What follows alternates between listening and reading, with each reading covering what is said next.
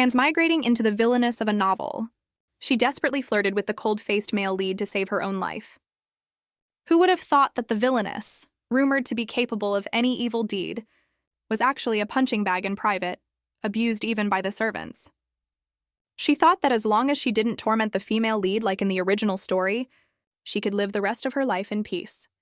With a prominent family background, and relatives who supposedly cherished her, why did Edith have to be a villainess? The moment she saw her father, she found the answer. The look of disgust and his harsh tone. In an instant, she received all of Edith's memories. A small, trembling body kneeling before her father and brother, begging for forgiveness, pleading with them to stop hitting her, to not lock her up. Edith was the family's figurehead, draped in gorgeous jewelry, but also a doll subjected to endless abuse. The young girl before her mind's eye was covered in bruises, with hardly a single intact patch of skin. Just like that, he looked at her. "Well? Can you do it, Edith?" She snapped back to reality amidst the roar, her father yelling at her like a mad dog. "You absolutely cannot fail. You must let the Ludwig family find a weakness and agree to let you bring 3 maids when you marry into their house. Only then can we proceed to the next step of our plan." She had transmigrated into a novel called Refusing Obsession, a love story between Sinclair, an illegitimate daughter of a count, and the 2 sons of a duke. She was merely the foolish villainess used to highlight the female lead's kindness. Duke Ludwig and Count Riegelhoff had been sworn enemies since childhood. The 2 families were originally on equal footing, but Ludwig became a duke by establishing military merits. Riegelhoff believed that without Ludwig, the ducal title would have eventually been his. Thus, he arranged for Edith to marry into their family to gather intelligence and bring down the Ludwigs. Fortunately, the story had just begun. As long as she steered clear of the original plot, she could definitely find a way to survive. Today was the engagement meeting between the 2 families, and the servants had come to welcome them. The scumbag father, who had a vicious face just a moment ago, instantly became amiable. "Come along quickly, my dear Edith." His face changed faster than flipping a book. It didn't matter. She only had to endure 1 more week before she could leave this house. She actually got to see the main characters of the novel with her own eyes. The Duke and Duchess Ludwig, the original male lead Cliff, the breathtakingly beautiful female lead Lise, and of course her future husband, the aloof second male lead Killian. She somewhat understood why Edith had been so fixated on this man. He had a handsome yet sufficiently intimidating appearance, though unfortunately the way he looked at her was far from friendly. She needed to brace herself. Before dinner even ended, the scumbag father started his scheme. On the surface, he wanted to send people to take care of her, but in reality, it was just to spy and gather information. Obviously, the other party saw through this, and the Duchess politely declined. The scumbag father spoke in an offensive tone. "Duchess, didn't you bring your own maids when you married into the family?" The dining table fell into a sudden silence. She wasn't going to let this old man get his way. "Father, I really don't mind." "Your Grace, please disregard my father's request. He's simply too worried about me." Facing the subsequent reprimand, she already had a countermeasure prepared. "Your motives were too obvious." Their expressions clearly showed they had caught on. A political marriage is meant to lower their guard. If they become suspicious, sending any number of people will be useless. Let me help you. I will work hard to earn their trust and plant our people inside. Days later, she successfully walked down the aisle, marrying the husband, who would kill her shortly in the original novel. On their first wedding night, her husband barged into her bathroom. In the original story, he was never supposed to appear, so she was completely caught off guard. And her behavior during the day had only made him more certain of his prejudice. At the end of the wedding ceremony, all they had to do was exchange rings, and she would be completely free of the filthy Riegelhoff family. The little flower girl brought the rings. She was truly adorable. Killian wore a look of impatience. She wasn't entirely unsympathetic. After all, it was a political marriage, so they might as well get it over with quickly. She extended her hand, and Killian pinched the ring, slipping it on her finger rapidly without touching her at all. Truly childish. Before she could even pick up the men's ring, he had already snatched it. Under her confused gaze, he put it on himself. Bursts of mockery echoed from the surroundings, turning her into a laughingstock. However, her doing anything wouldn't change the situation, and she had no desire to have any sort of romantic involvement with Killian anyway. She swallowed her anger, reached out to pat the flower girl's head, and thanked her. The villainess's uncharacteristic behavior caught his attention instead. It was unclear what Killian was thinking, but he looked away in the next instant. Edith prayed in her heart, "God, since you have given me a second chance at life, please grant my small wish. I just want to stop being beaten and live a normal life." In her previous life, she had been dragged down by her family and pushed down the stairs by her gambling addict brother. She absolutely refused to live that kind of life again. She was finally able to take off that revealing wedding dress. All of Edith's clothes were on the sexy and flashy side. Just then, Lise arrived. She recalled a scene from the original novel after the wedding. Lise came to find Edith to apologize for Killian's rude behavior during the ceremony. However, it completely backfired, piercing Edith's heart deeply. She scolded Lise for deliberately wearing a white dress at the wedding and for now overstepping her bounds, emphasizing that she, Edith, was Killian's true wife. To be honest, from Edith's perspective, this situation was indeed infuriating, but she wasn't the real Edith. Lise pleaded with her not to blame Killian, saying that although he appeared stoic, his heart was warmer than anyone else's. Seeing the female lead up close, she only felt that Lise was even more beautiful. Her blonde hair sparkled, her eyes were crystal clear, and her adorable appearance paired with an upright personality made for the perfect female protagonist. Since she had become a villainess facing a survival crisis, it was even more imperative to build a good relationship with her. "Please don't worry, I completely understand. This marriage was originally meant to solidify family relations, so it's normal for him to feel displeased." Lise was surprised at first, then smiled. "You are truly mature and gentle." She was almost blinded by this beauty. "Then I am no match for you, Lady Liz. Today's dress really suits you." At this moment, a maid knocked on the door. The hot water was ready, and Lise bid her farewell. Now completely alone, she could finally relax. Having become the daughter-in-law of a duke, she had servants to wait on her for everything. So what if there was no internet? The endless overtime and the crushing debts left by her family were gone forever. She was left with nothing but operas, picnics, parties, and balls. Just thinking about it made her happy. Suddenly, someone barged in. "The groom hasn't even returned, and you've already started bathing." What a heartless bride. The man who had never stepped foot into Edith's bedroom in the original novel, Killian actually appeared, even for a husband, breaking in on their wedding night. Was incredibly rude, but the man didn't seem to think so. Seeing the bride's shocked expression, he questioned instead, "Why are you so surprised? Who else but the groom would come here?" "No, I just thought you wouldn't come." Killian walked toward her. "Fortunately, you have some tact. You made it so obvious. Not even willing to let me put the wedding ring on you. If I couldn't even see that, then Killian suddenly leaned down. "What's with your expression? Don't tell me you were expecting me to pursue you passionately?" Edith was speechless. This person was actively placing the blame on her, yet he still looked so handsome. It was practically cheating.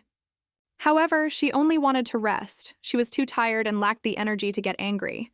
She compromised and explained, "I was just stating the facts. Seeing how resistant you were, I figured you wouldn't come tonight." "Do you plan to sleep here tonight?" Only then did Killian realize how uncharacteristic his behavior was. He turned and left, walking so fast it looked like he was fleeing. Baffling, why did he even come over? The empty corridor echoed only with his rapid footsteps. Someone called out to him. "Didn't you go to the bride's room?" The man wore a complicated expression. "Yes, I just went. But she's the same as me, holding no expectations for tonight. She almost fell asleep in the bathtub, but just a moment ago she clearly told me." You shouldn't always think the best of people. What kind of person is Count Riegelhoff? You need to carefully consider whether their words are genuine or sarcastic. In that case, Lady Edith's words earlier. Seeing him hesitate, Killian pressed, "What did she say to you?" "Earlier she praised my dress for being beautiful. Am I too clueless? I was actually happy to hear that." Killian's face filled with anger. "You didn't even pick out that dress, and she had the gall to pettily nitpick over it with you?" "How is that nitpicking? Maybe it's the only way she can express herself. Imagine how terrible she must feel inside." Terrible? Think about how extravagant her own dress was.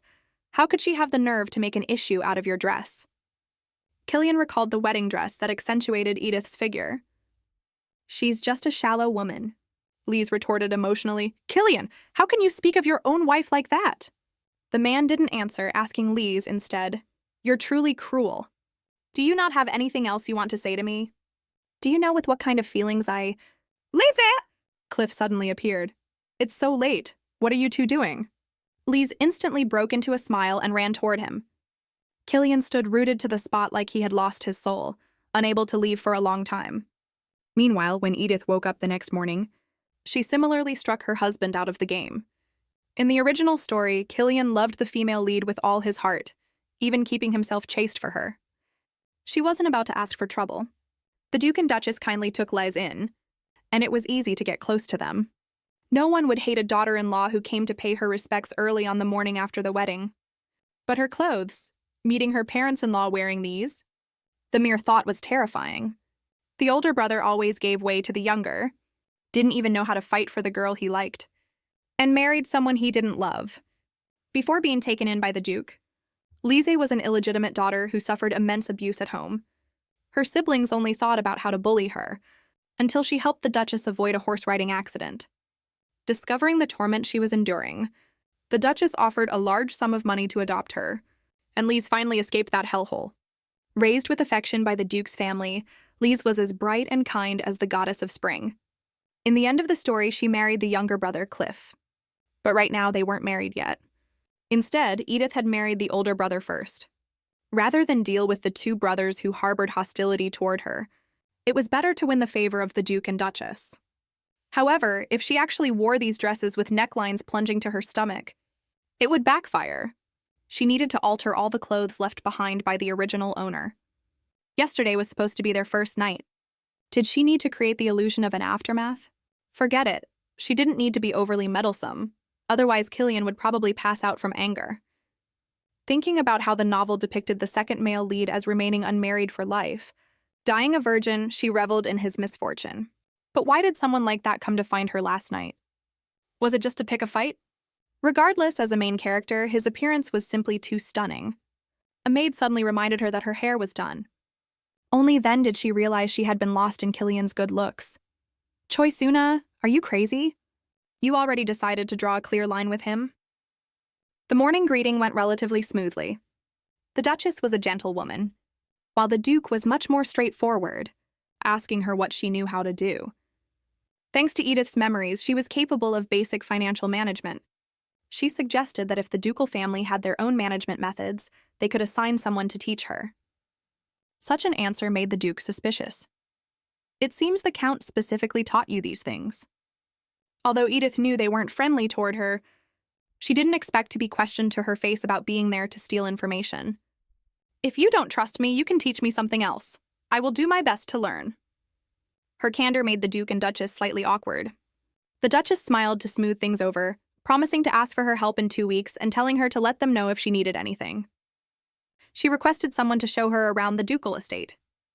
The Duchess was about to suggest Killian, but thinking of her son's personality, she immediately changed her mind and said she would pick a suitable candidate.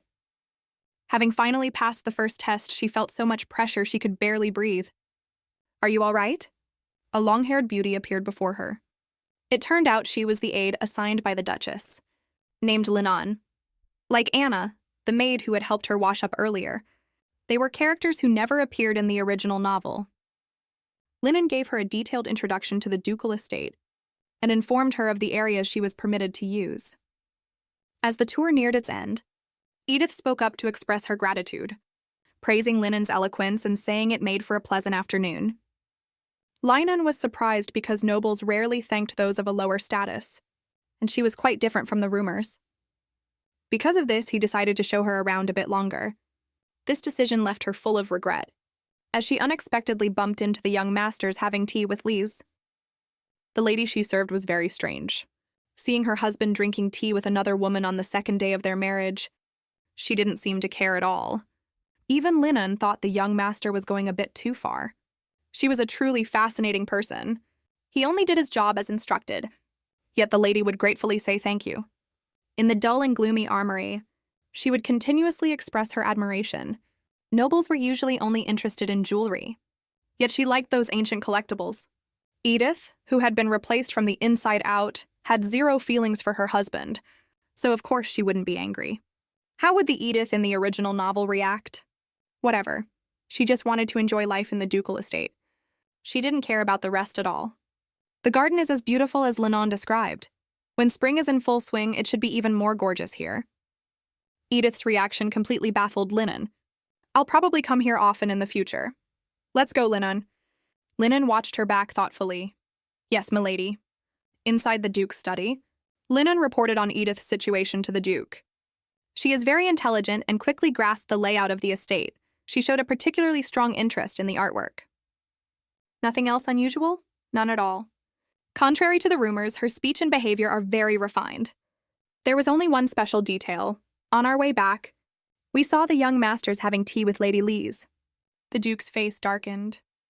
I specifically warned him to be careful and not let them catch any vulnerabilities. To be seen laughing and talking with another woman on the second day of his marriage.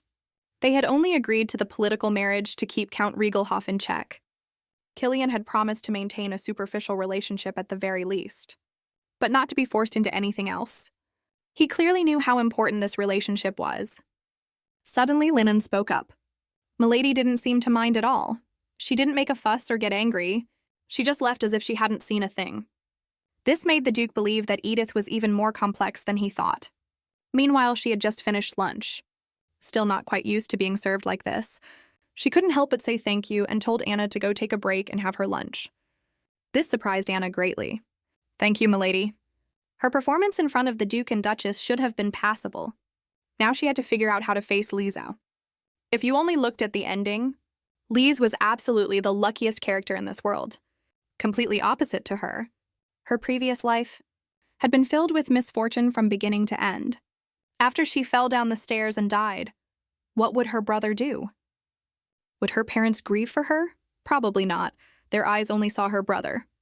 Rather than worrying about them, she should worry about herself first. Outside the window, Lise was reading under the shade of a tree. Instead of wallowing in negativity here, it would be better to seek her out and maintain a good relationship. Just as she was about to approach her, Killian suddenly appeared and asked Lise what she was reading. The girl smiled and answered, "It's a history book about the royal family. Since I haven't studied this area, I'm afraid I'll bring shame to the ducal estate in the future." Killian told her he would support her in doing whatever she wanted to do, but if she faced any difficulties, she must tell him, and he would do everything in his power to help. Worthy of being the novel's second male lead. If it were Cliff, he would definitely tell Lise not to worry about these things, that she only needed to be happy, and he would give her everything. According to the novel's tropes, a personality like Killian's could never beat the male lead, although she personally preferred Killian's lines. The situation was no longer appropriate for her to go say hello, and eavesdropping on others' conversations wasn't great either. Just as she was about to leave, she heard Lise speak. "Why did you leave Edith alone and come out by yourself?" Her husband didn't love her, held another woman in his heart, and even spoke ill of her. But she was just a hostage temporarily staying here. She would leave sooner or later anyway. Edith wasn't surprised. After all, this was the setting of the original novel. How could Killian possibly like a villainess like her? At Count Sinclair's estate, the younger sister smashed a teacup on the floor. "Are you asking a question you already know the answer to? Edith and Killian got married. Why did it have to be her?" The man, however, didn't care. It seems the Ludwig family likes to collect useless women. "Brother, do you find this funny? Are you going to take your anger out on innocent teacups like me?" Seeing her brother's eerie smile, "Do you know something? Tell me quickly. Why do you think they got married?" "Count Riegelhoff controls the iron mines in the south. My lovely sister, do you know how many political factions there are right now? Aren't there just two? One led by Grand Duke Langston, who covets the throne, and the other being the Royalists." "Exactly. Then wouldn't it be dangerous if the Grand Duke obtained the raw material for weapons, iron ore? Therefore, Ludwig acted on the Emperor's orders to rope in Riegelhoff, preventing him from defecting to Grand Duke Langston." "What kind of news is this?" "Don't be so impatient. Although everyone thinks this way, the real show has just begun." Ever since he accidentally overheard Count Riegelhoff instructing his daughter to seduce other young nobles to steal information, he knew Edith's villainous image was entirely fake. She was merely a tool in Count Riegelhoff's political struggles. If this news were to spread, the entire Regelhoff family would be finished. At this time, Edith was happy to receive an invitation from the Duchess. After Linon had shown her around the ducal estate for a few days, the tour had finally come to an end. I'm now completely familiar with the estate. Linon stared blankly at Edith's smile, unconsciously turning his head to avert his gaze. By the time she arrived at the Duchess's drawing room, she realized Liz was also there. Are we going to be working together from now on? I look forward to your guidance. Lise blushed modestly. I'm just running errands for the Duchess. Seeing the harmonious relationship between the two, the Duchess felt relieved. After the work was done, the Duchess called a boutique, preparing to purchase a batch of dresses. Unsurprisingly, the Duchess preferred the dresses Lise recommended, while the ones she chose were not favored. Although the Duchess ultimately bought both. After helping Lise pick out 3 sets of dresses, they finally remembered that Edith hadn't bought anything and offered to gift her a dress. But Edith wanted to change her villainous image, so she had Anna bring her own dresses and asked the boutique to alter them to be more conservative and to remove those exaggerated jewels. Conveniently, those jewels could serve as funds for her to leave in the future. She thought she could finally relax, but unexpectedly, she was cornered by Killian at the door on her way back. It was as if he had been waiting for a long time. Her husband had a great body and a handsome face, but unfortunately, his mouth was useless. The moment he opened it, it made people want to poison him mute. She was stopped by Killian. Come with me, Lise invited you to afternoon tea. There didn't seem to be such a plot line in the original novel, but she would know once she went. She followed behind Killian. It must have been Lise who asked him to fetch her. From the back, his silhouette was like a sculpture, broad shoulders paired with a narrow waist. It was the first time she had been captivated by a man's physique. However, he belonged to Lise. She was just looking. Killian suddenly turned his head and she guiltily looked away. She didn't expect the man's next words to completely infuriate her. I'm warning you, mind your words in front of Lise. Lizzie is like family to us. To me, she is 100 times more precious than you. So this was what he wanted to say. Is this how you hurt others? Killian wore an arrogant expression. What could possibly hurt you? I am human too. Human? Aren't you a venomous snake? Killian, you really lack manners.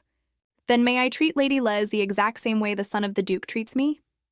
Are you trying to ruin my mood and turn me into a bad woman? What a pity, I'm not someone who would be shaken by such a thing. But I will remember how you hurt me. After saying that, Edith left the man behind. She knew where Lise was having tea. She didn't need him to lead the way. What caught her eye was the female lead's radiant smile. In this 4-person battlefield, only Lise seemed oblivious to the awkwardness. I think you're adapting very well here, Lady Edith.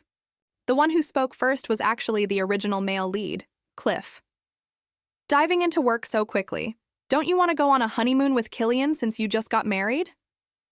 What a great calculation, trying to send her and Killian away to monopolize Lise. She politely declined, saying that Killian was very busy. Killian suddenly spoke up. You should go inspect the territory by now, shouldn't you? Cliff looked thoughtful. You're right. Didn't you say you wanted to go on a trip before? Seeing Lise looking hesitant, Killian defended her. You don't need to mind what he says. If you don't want to go, you don't have to. Cliff asked in return, but if I'm not here, won't Lise be put in a difficult position because of you? Edith, observing from the sidelines, thought this was indeed the case. When the 3 of them were together, they were like close siblings.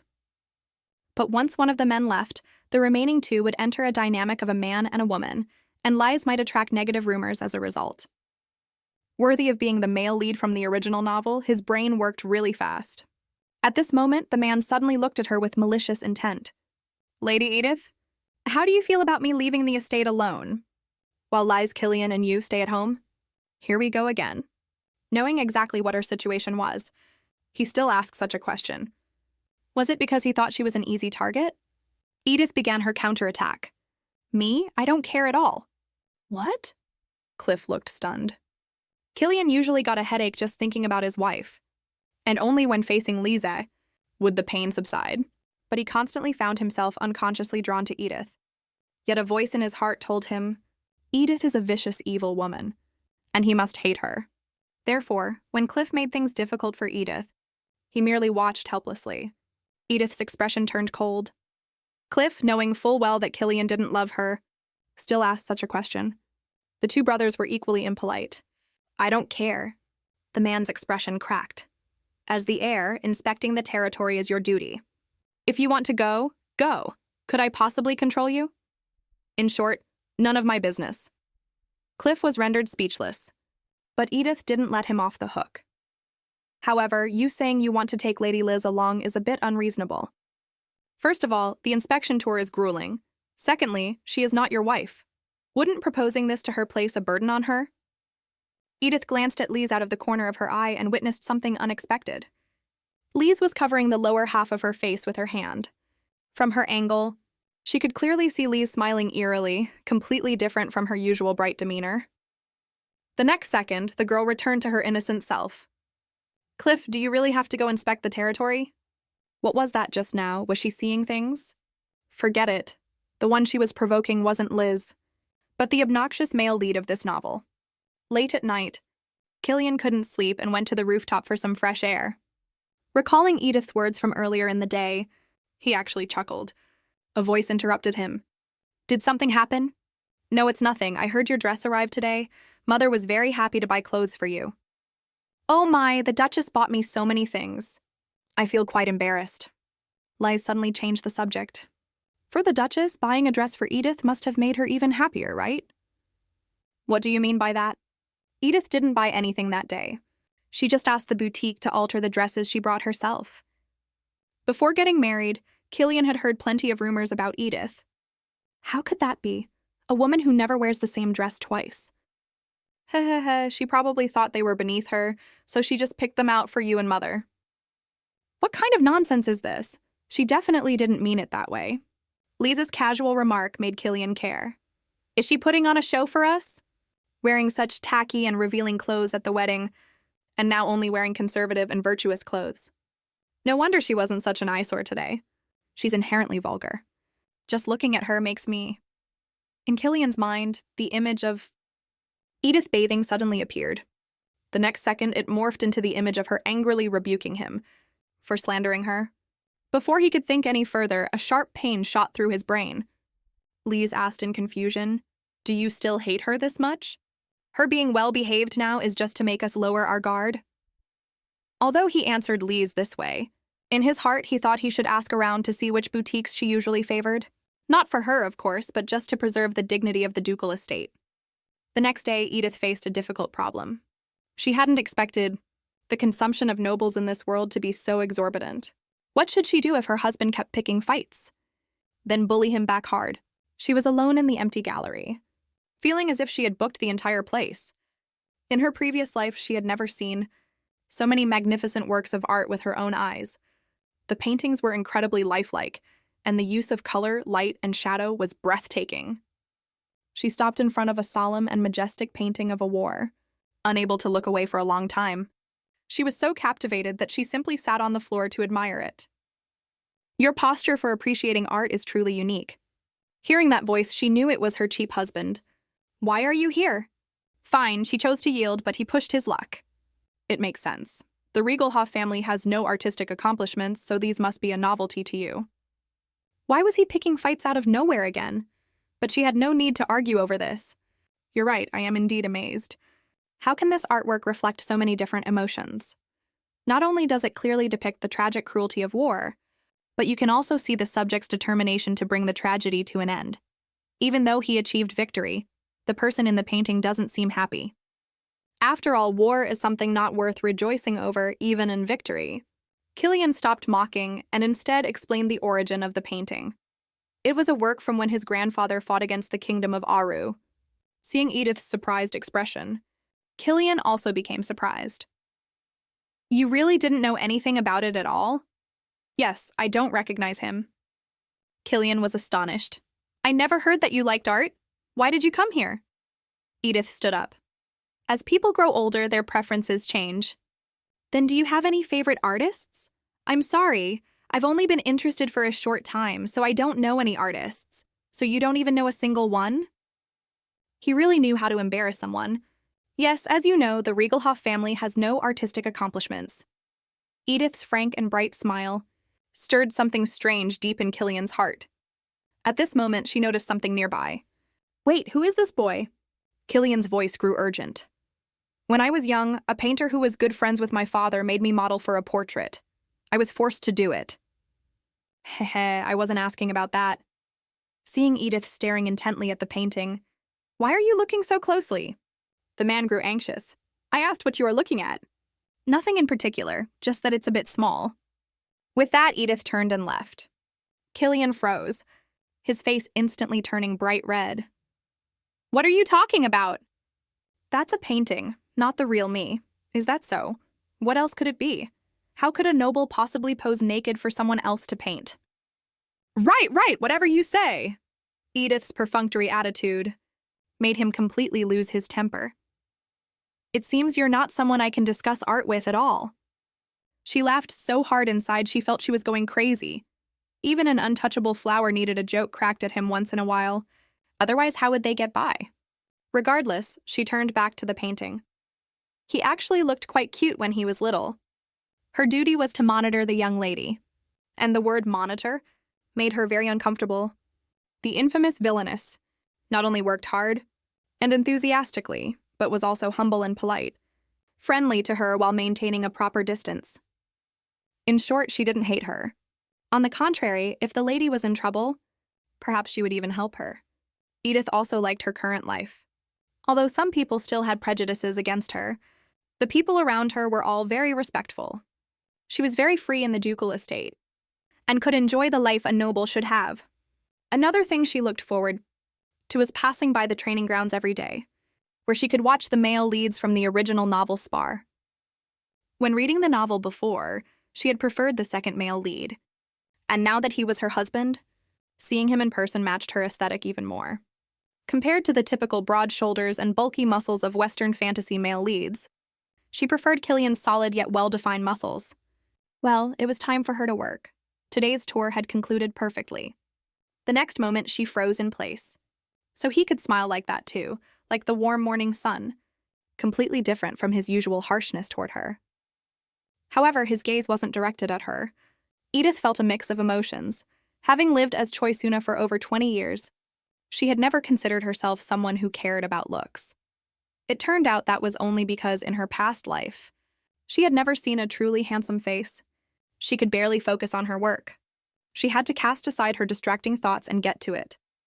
Today, she needed to organize the inventory of the family's weapons and armor, which was considered top-level intelligence. Did this mean she had gained a bit of trust? Just then, someone suddenly approached her. "Edith, what is this?" "I've organized the documents Mother gave me into a table." Seeing Lise didn't understand, she was about to introduce it when she suddenly remembered that tables might not exist in this era, so she carefully explained it. Les, however, rejected it. "With all due respect, I don't think this is very good." The Duchess noticed them. "Is there a problem?" Lise spoke up first. "Edith is asking for my advice." Edith's head snapped up. I was clearly the one explaining it to her. This was exactly like the people who used her in her past life. She tightened her grip on the documents. "Mother, if it's convenient for you, may I ask for your opinion?" Edith explained the table's advantages and how to use it to the Duchess. As she neared the end, she finally noticed that Liz had been staring at her expressionlessly the entire time. It was as if she had slapped Liz in the face. Wait, was she crazy, forgetting she was just a supporting character? She was just about to say Lies taught her well when the Duchess suddenly praised her excitedly. "Goodness, Edith, this is amazing. How did you come up with this? It's really wonderful. It seems that when I organize materials in the future..." Edith's heart pounded wildly. This was the first time since she transmigrated that she had received such positive praise. "Yes, Mother." In this harmonious atmosphere, she failed to notice Lise glaring at her with a gloomy expression. A newlywed couple who hadn't consummated their marriage, and a husband who suddenly appeared early in the morning. Both things surprised her greatly. "Is there something you need this early?" Seeing him stay silent, she joked, "You couldn't possibly have come because you missed me, right?" Killian brushed past her into the room. "Is that your way of telling me to get out as soon as I finish speaking? If I let you stay a little longer, would you agree to?" "You really never back down, do you?" "That's right, because I don't know what it means to lose." Killian frowned. "Who says you don't?" "And the reason he came so early was because he had seen Edith's table from his mother yesterday. She is truly exceptionally clever and quick-witted. Mother rarely praises anyone like that. It indeed looked very efficient, but he suspected Edith would leak the information. He didn't expect his mother to rebuke him. Killian, although it's a political marriage, how is Edith any different from you? She left a home filled with deep emotional ties and came alone to an unfamiliar place. Can't you be a little nicer to her? But he only felt annoyed. Just then, Linen appeared to report on work to the Duchess. So he sought confirmation from Lise. Even Lise was praising her. As you know, she is knowledgeable, unlike me, who learned nothing at the Sinclair household. Her learning speed is much faster than mine. But words that seemed like praise were implying at every turn that something was wrong with Edith. The reason Lise could help the Duchess was because she had received 4 years of education at the ducal estate. And for Edith to be so impressive that even Lise envied her suggested she wasn't just naturally smart, but likely highly trained. Furthermore, her insight into art last time proved she was definitely not the idiot the rumors claimed. Edith watched her husband's back. Every time she saw him, she couldn't help but want to joke around. Having read the novel thoroughly, she understood the tragic second male lead all too well. Why did he come picking a fight bright and early? Was it because she offended Lise yesterday? Let me just say something to lighten the mood. The weather is really nice today, isn't it? Though it's still early and the wind is a bit chilly. Edith's exposed nape and the scent of roses drifting from her in the breeze made Killian's heart skip a beat while simultaneously triggering his headache again. He slammed the window shut and lowered his head close to hers. She was flustered by the sudden turn of events, not expecting the man's first words to make her blood pressure spike. Is it because the boutique mother chose is too elegant and refined? That it fails to reflect your taste? What do you mean? He chuckled softly in her ear. You, who never wears a dress twice, actually refuse to have new dresses made? Your way of protesting is truly peculiar. She had only declined ordering new dresses to change her villainous image. Could even this become a reason for him to hate her? Killian continued talking as if to himself. If you have a boutique you like, tell me, and I'll have them come over. However, she didn't expect Edith to push him away the next second. Killian, you truly know nothing about me. If I didn't like that boutique, I would have just found another one. Do you think I'm the kind of person who would make a fuss over something so trivial? You're just making excuses for hating me. Killian was stunned. What did you say? Ever since the wedding, I've been sure that you want to blame all your mistakes on me, so you won't feel any guilt. Your pretense of acting like the victim is both despicable and disgusting. But he seemed not to understand. Is this how you feel after threatening our family to get this position? Did I threaten you? What else? Are you trying to say the forced marriage had nothing to do with the Riegelhoff family? Edith finally realized that to everyone else she was simply a Riegelhoff. A massive sense of powerlessness washed over her. She lowered her eyes, and when she looked up again, the deeply complex expression on her face startled Killian. Killian, you don't understand me at all! She liked the second male lead from the novel, so she had chosen to endure every time he hurt her. But faced with endless conflicts and slander, she finally stopped holding back. Edith's scornful and disappointed demeanor made Killian suddenly realize he might have truly misjudged her. But his pride wouldn't allow him to admit it, so he threw out one last sentence. Just assist Mother with her work properly and don't do anything suspicious, and turned to leave. Following the heavy slam of the door, Edith slowly crouched down and hugged herself. What's wrong with me, only waking up now? To actually delusionally think I could live a peaceful life here, I should figure out a way to leave first. Outside the door, Killian's head was splitting with pain. What had he done? He couldn't even remember why he started arguing with Edith. Besides her lingering rose scent and those inviting red lips, she was right. From the very beginning, he had only viewed her as Count Riegelhoff's daughter. Everything he knew about her was based on his stereotypes of the Count. The pain made it impossible for him to think any further. Why were his headaches becoming so frequent lately? Good morning, Killian. Greeting him was Lisa's radiant smile. Why do you look so unwell? The violet scent surrounding Lise eased his headache. You don't have a fever, do you? So it really was because he was in the same room as Edith that he felt so awful? It's nothing. I probably just saw someone annoying first thing in the morning. Why are you talking about Edith like that again?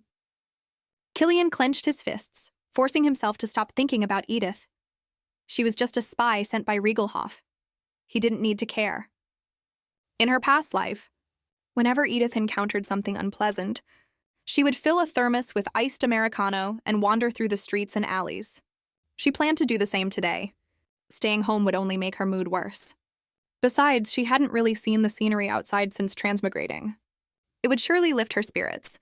Anna asked in confusion, "Where are you going, milady? Why don't you suggest a place? I've never been to the bustling streets alone." Anna sincerely offered her advice. For clothes and jewelry, you can go to Mary Street. For cultural venues like galleries and opera houses, I recommend Sadar Street. You're quite knowledgeable. What about jewelers? Anna immediately recommended 3 places. She had previously suspected Anna was an encyclopedia planted by the author out of convenience, and perhaps that was true. Then let's go where you suggested. I need to take care of the jewels I removed from my dresses. 5.1 million, the price was pretty good. She deposited the money into a nearby bank, surprised to find she could use a pseudonym. With the funds prepared, she still needed to figure out an escape route and a destination.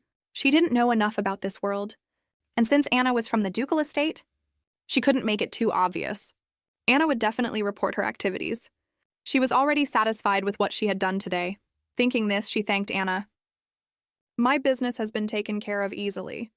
By the time she returned to the estate, the Duchess suddenly called for her, saying a jeweler had arrived.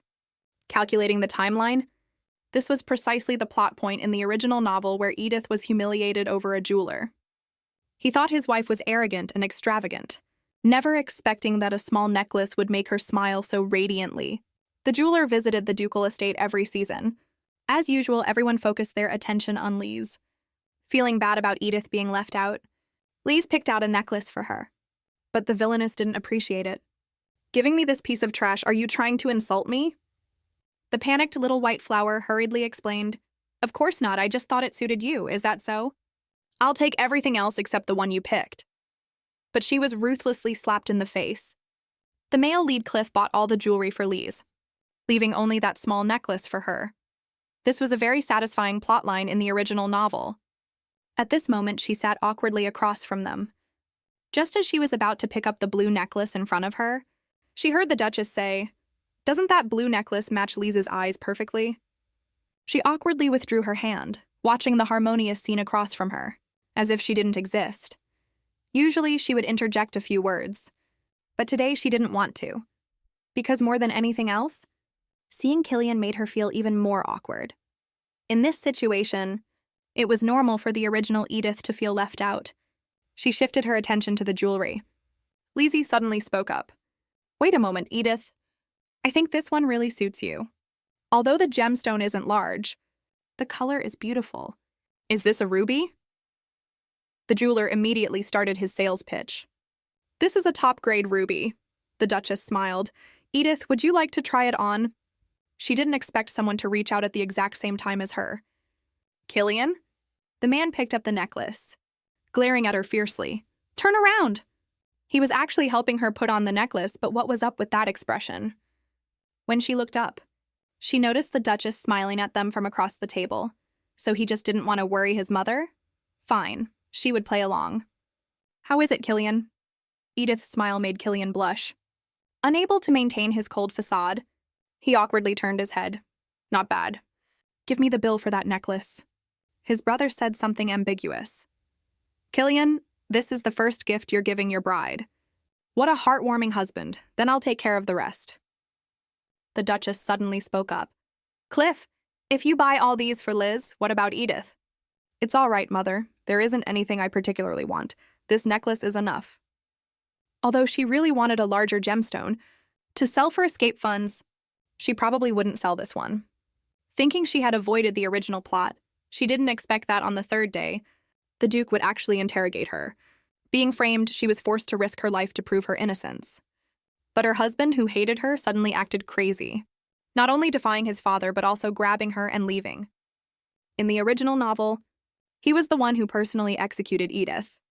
Receiving a gift from her husband the day before, and dodging the face-slapping plotline by the main characters, everything was moving in a positive direction, even when her father wrote, to pressure her into stealing documents from the ducal estate. She remained optimistic about finding a solution. Her father knew she was organizing documents, which meant there was a Riegelhof spy here. Well, she had just escaped the tiger's den only to enter the wolf's lair. She had to do something to make it interesting. Making her scumbag father half dead with anger would be even better. In her reply, she profusely praised the formidable strength of the Ludwig family, and said the Duke wasn't wrong. After all, granting a title was the Emperor's idea, wasn't it? Why hate the Ludwig family for it? The Emperor was alive and well, accompanied by the princess, so Grand Duke Langston had zero chance of ascending the throne. She advised her father against rebelling, suggesting it would be better to side with the Ludwigs. She wrote down everything she previously couldn't say, without revealing a single bit of information about the ducal estate. She thought the matter would end there. She never expected the Duke to summon her the very next day. Edith, I'll ask you one more time. Did you leak the documents? I really didn't. Do you dare stake your father's honor on it? Of course. In addition to that, I dare to swear on my own honor and life. The Duke, however, handed down his judgment directly. Your actions will ruin both you and your father. What exactly are you talking about? The Duke raised his hand, and Linen handed her a stack of documents. These are the documents you asked me to organize. They were the fake documents Linen had personally prepared. Your father only purchased the items listed in this document. This is the proof that you leaked the information. Edith replied calmly, I'm sorry, I don't know what you're talking about. You must have had another reason for having me organize fake documents. But regardless of what it is, I only completed the tasks assigned to me and did not leak the documents. To think you can still play dumb at a time like this is truly impressive. Then how did the information given solely to you reach Count Riegelhof's family? You say solely to me, but not only Linen, but also the retainers who share an office with me, as well as Mother and Lady Liz, have seen this document. The Duke laughed in extreme anger. Are you trying to pin the blame on my family? Edith Riegelhof! He called her Riegelhof again. Thinking about it carefully, wasn't it exactly like this in the original novel? Since the wedding, Edith had never been called Edith Ludwig. Everyone called her Riegelhof. She stared at the Duke and asked back, If I am Edith Riegelhof, then may I ask, what is Lady Lise's name? Is it Lise Ludwig? This infuriated the Duke. You really have no filter? I will reiterate to you once more. Both Mother and Lise knew I organized the documents. If anything happened, I would definitely be the first suspect. Do you think I wouldn't know that? If you really didn't trust me, you shouldn't have asked me to work in the first place. But of course, you needed to catch me leaking documents to suppress the Riegelhof family, didn't you? This well-reasoned questioning caught the Duke and the two brothers completely off guard. She was truly exhausted. She clearly hadn't transferred any documents. So how did they end up in Riegelhof's hands? She thought she was fairly close to Linon, and although she was a bit hurt that he had deceived her, she didn't think he was the type to frame her, nor did Lise have any reason to do so. Was it a spy planted by Riegelhof? No. If a spy could do this, why use an obvious target like her to gather information?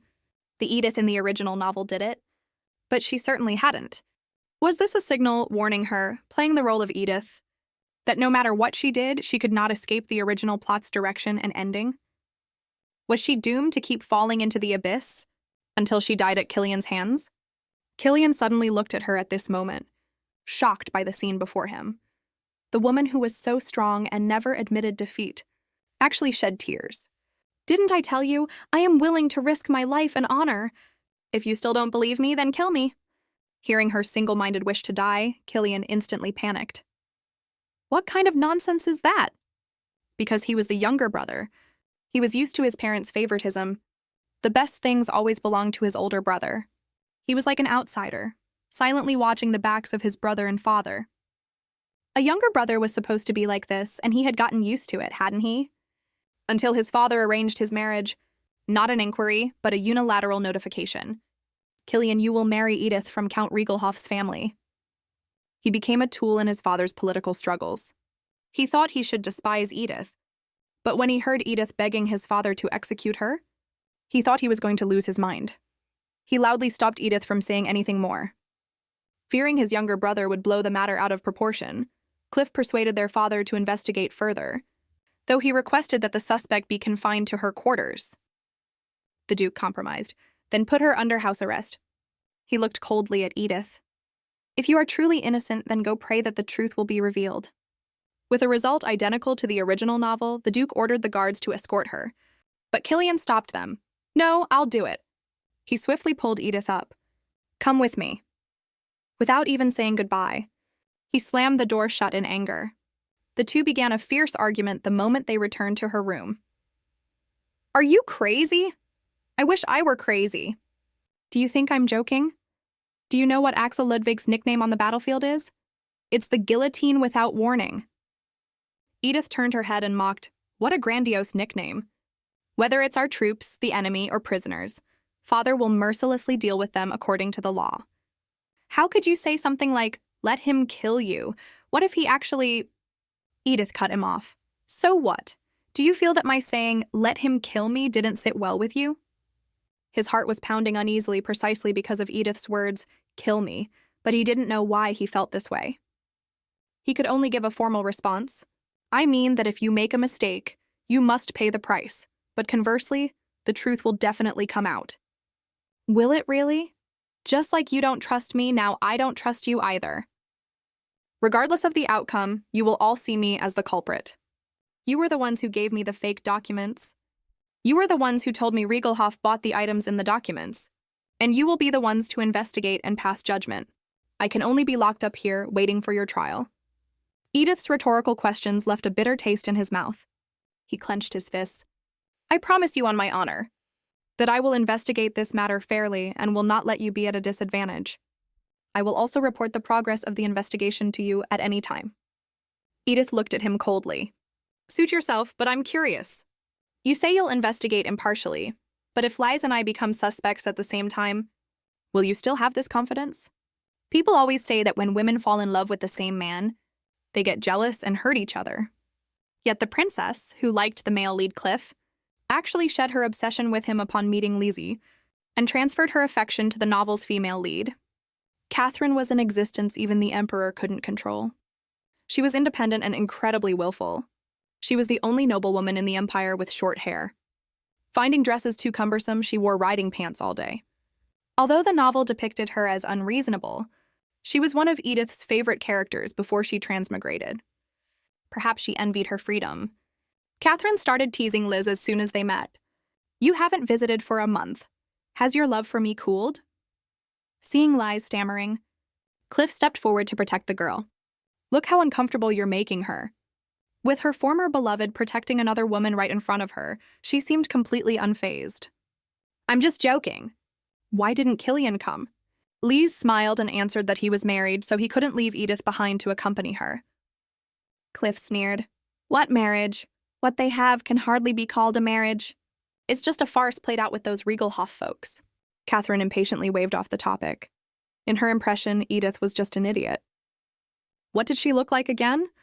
Forget it, she didn't care. Since Cliff had to see the Emperor, Catherine took the opportunity to whisk Liz away.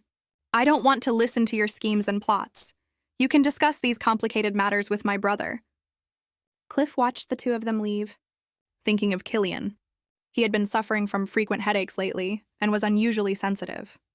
When Cliff just mentioned he was going to the palace, Killian angrily stopped him, assuming he was going to report something detrimental to Edith. Although he only intended to tell the Emperor the matter was still under investigation, seeing Killian rebel against their father for the first time was truly amusing. A little girl in the hospital bed was crying softly. Does it hurt? She turned around to see the child in the next bed. She quickly apologized. I'm sorry, did I wake you up? No, I cry often too. The child sat down. Are you scared of dying too? Is that why you're crying? I'm not scared. Instead, I hope I can die sooner. Seeing the other's surprise, she explained, even though my brother and I are a bone marrow match. He said he was afraid of the pain and told me to just die early. So I figured I might as well just die. The listening child smiled, though it was a bitter smile. Things really don't go as we wish. But I still envy you. At least you have family for a bone marrow transplant. I want to hurry and grow up to be 20. Let my hair grow long and be able to tie it up. I also want to wear pretty makeup. Walk down the bustling streets and see how people live. This was Edith's dream, appearing whenever she was exhausted. She still clearly remembered that child saying through tears that as long as there was a possibility to live, no matter how painful the treatment, she would try her best to hold on. But when she returned from her bone marrow transplant surgery, the child had disappeared. This was her reason for not giving up on life. As long as she was alive, anything was possible. They were husband and wife, but had never eaten a single meal alone together, simply because she was the novel's Villainess, and he was the original second male lead. That was until she was confined to her room for investigation. House arrest wasn't much of a punishment for Edith. After all, she was a homebody in her previous life, so these leisurely days were enjoyable for her, at least until this guy showed up. "So why are you here today?" Without prior notice and right during mealtime. Killian stared intently at her, only answering after a moment, "Because this is the only free time I have." "Right, you're a very busy man." The two fell into silence again. Edith cursed this jerk in her heart. Wasn't he going to tell her the reason? Besides his good looks, his personality really left one speechless. She remembered a popular post from her previous life. "When you marry, find someone handsome. So even if you argue, looking at his face will make you forgive him." She used to doubt the poster, and besides, even if she didn't want to eat with him, she couldn't neglect the delicious food because of him. Killian was also observing Edith. Seeing her indifferent attitude, he suddenly began reporting the progress of the investigation and emphasized that Lise was also a suspect. "I won't overlook investigating her just because she's Lise, so you don't need to worry." These past few days of house arrest seemed to have completely unaffected her, leaving Killian highly bewildered. "I have no reason to skip meals. First of all, I'm innocent, and secondly, this soup is too delicious. I didn't do it, so why should it affect me?" Unfortunately, the soup was gone, but there was still bread left. Helpless, Killian pushed his untouched soup over to her. The one under suspicion was Edith, yet she seemed to care less about it than he did. Although Edith didn't want to see him, Killian's departure still left her feeling a bit empty. In her previous life, she quite enjoyed origami, but that wasn't possible in a Western fantasy world. She learned from Anna that young ladies in this world liked embroidery and painting, while the more active ones chose horseback riding. Having never touched a needle in her life, she passed on embroidery, and she had even less confidence in painting. Horseback riding, she wanted to live a few more years? Was there anything more novel? Anna suddenly remembered that making clothes for puppets was recently popular, and it could also help practice needlework. Edith perked up upon hearing this, and took out some money, asking her to help buy the supplies and keeping the rest as a tip. Anna refused, saying serving her was her duty. "Why? Is someone not allowing you to accept my things?" Anna's obvious panic made Edith even more certain that the maid was there to spy on her. Although she and Linen were both in similar positions, they were among the few in this estate who respected her, making her want to console Anna. "Honestly, if I thought I could bribe you with this little bit of money, I'd be dreaming. So just accept this as a token of my appreciation." Anna's expression softened. She accepted it and thanked her. However, Edith hadn't anticipated that shortly after, during the ducal estate's investigation, a document bearing her handwriting would be discovered. When she started to give up, and no longer held any expectations for the second male lead, that person started acting strangely. He began paying attention to her life, caring about whether she ate properly, and even worked tirelessly investigating to help clear her name. He was even more anxious than she was when evidence detrimental to her was found. Anna helped Edith bring back the puppet, fully equipped with tools and patterns. She seemed much friendlier lately, even though her expression was still icy. Making the clothes was harder than she imagined. But it was just a hobby, so what if it didn't turn out perfect?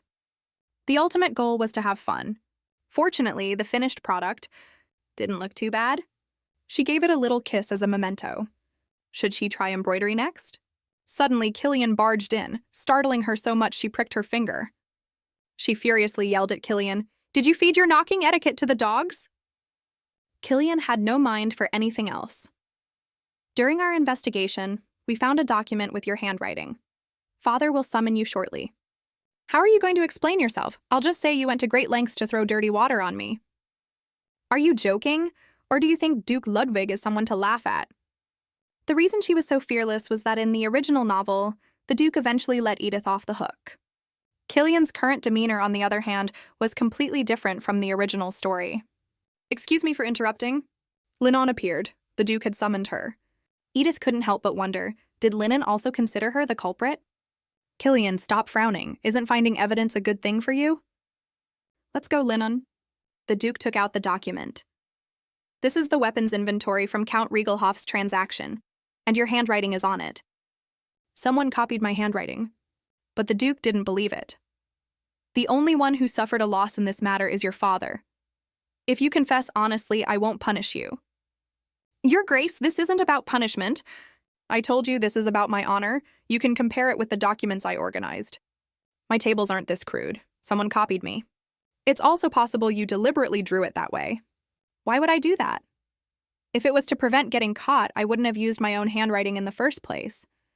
Moreover, there are discrepancies compared to my actual handwriting. Saying that, she asked Linnon to fetch her diary. Upon observation, she found that although the table was somewhat crude, the forger must have known a little about tables. Someone like the Duchess or Liz who had learned from her could have done it, but the Ludwig family had no reason to go to such lengths.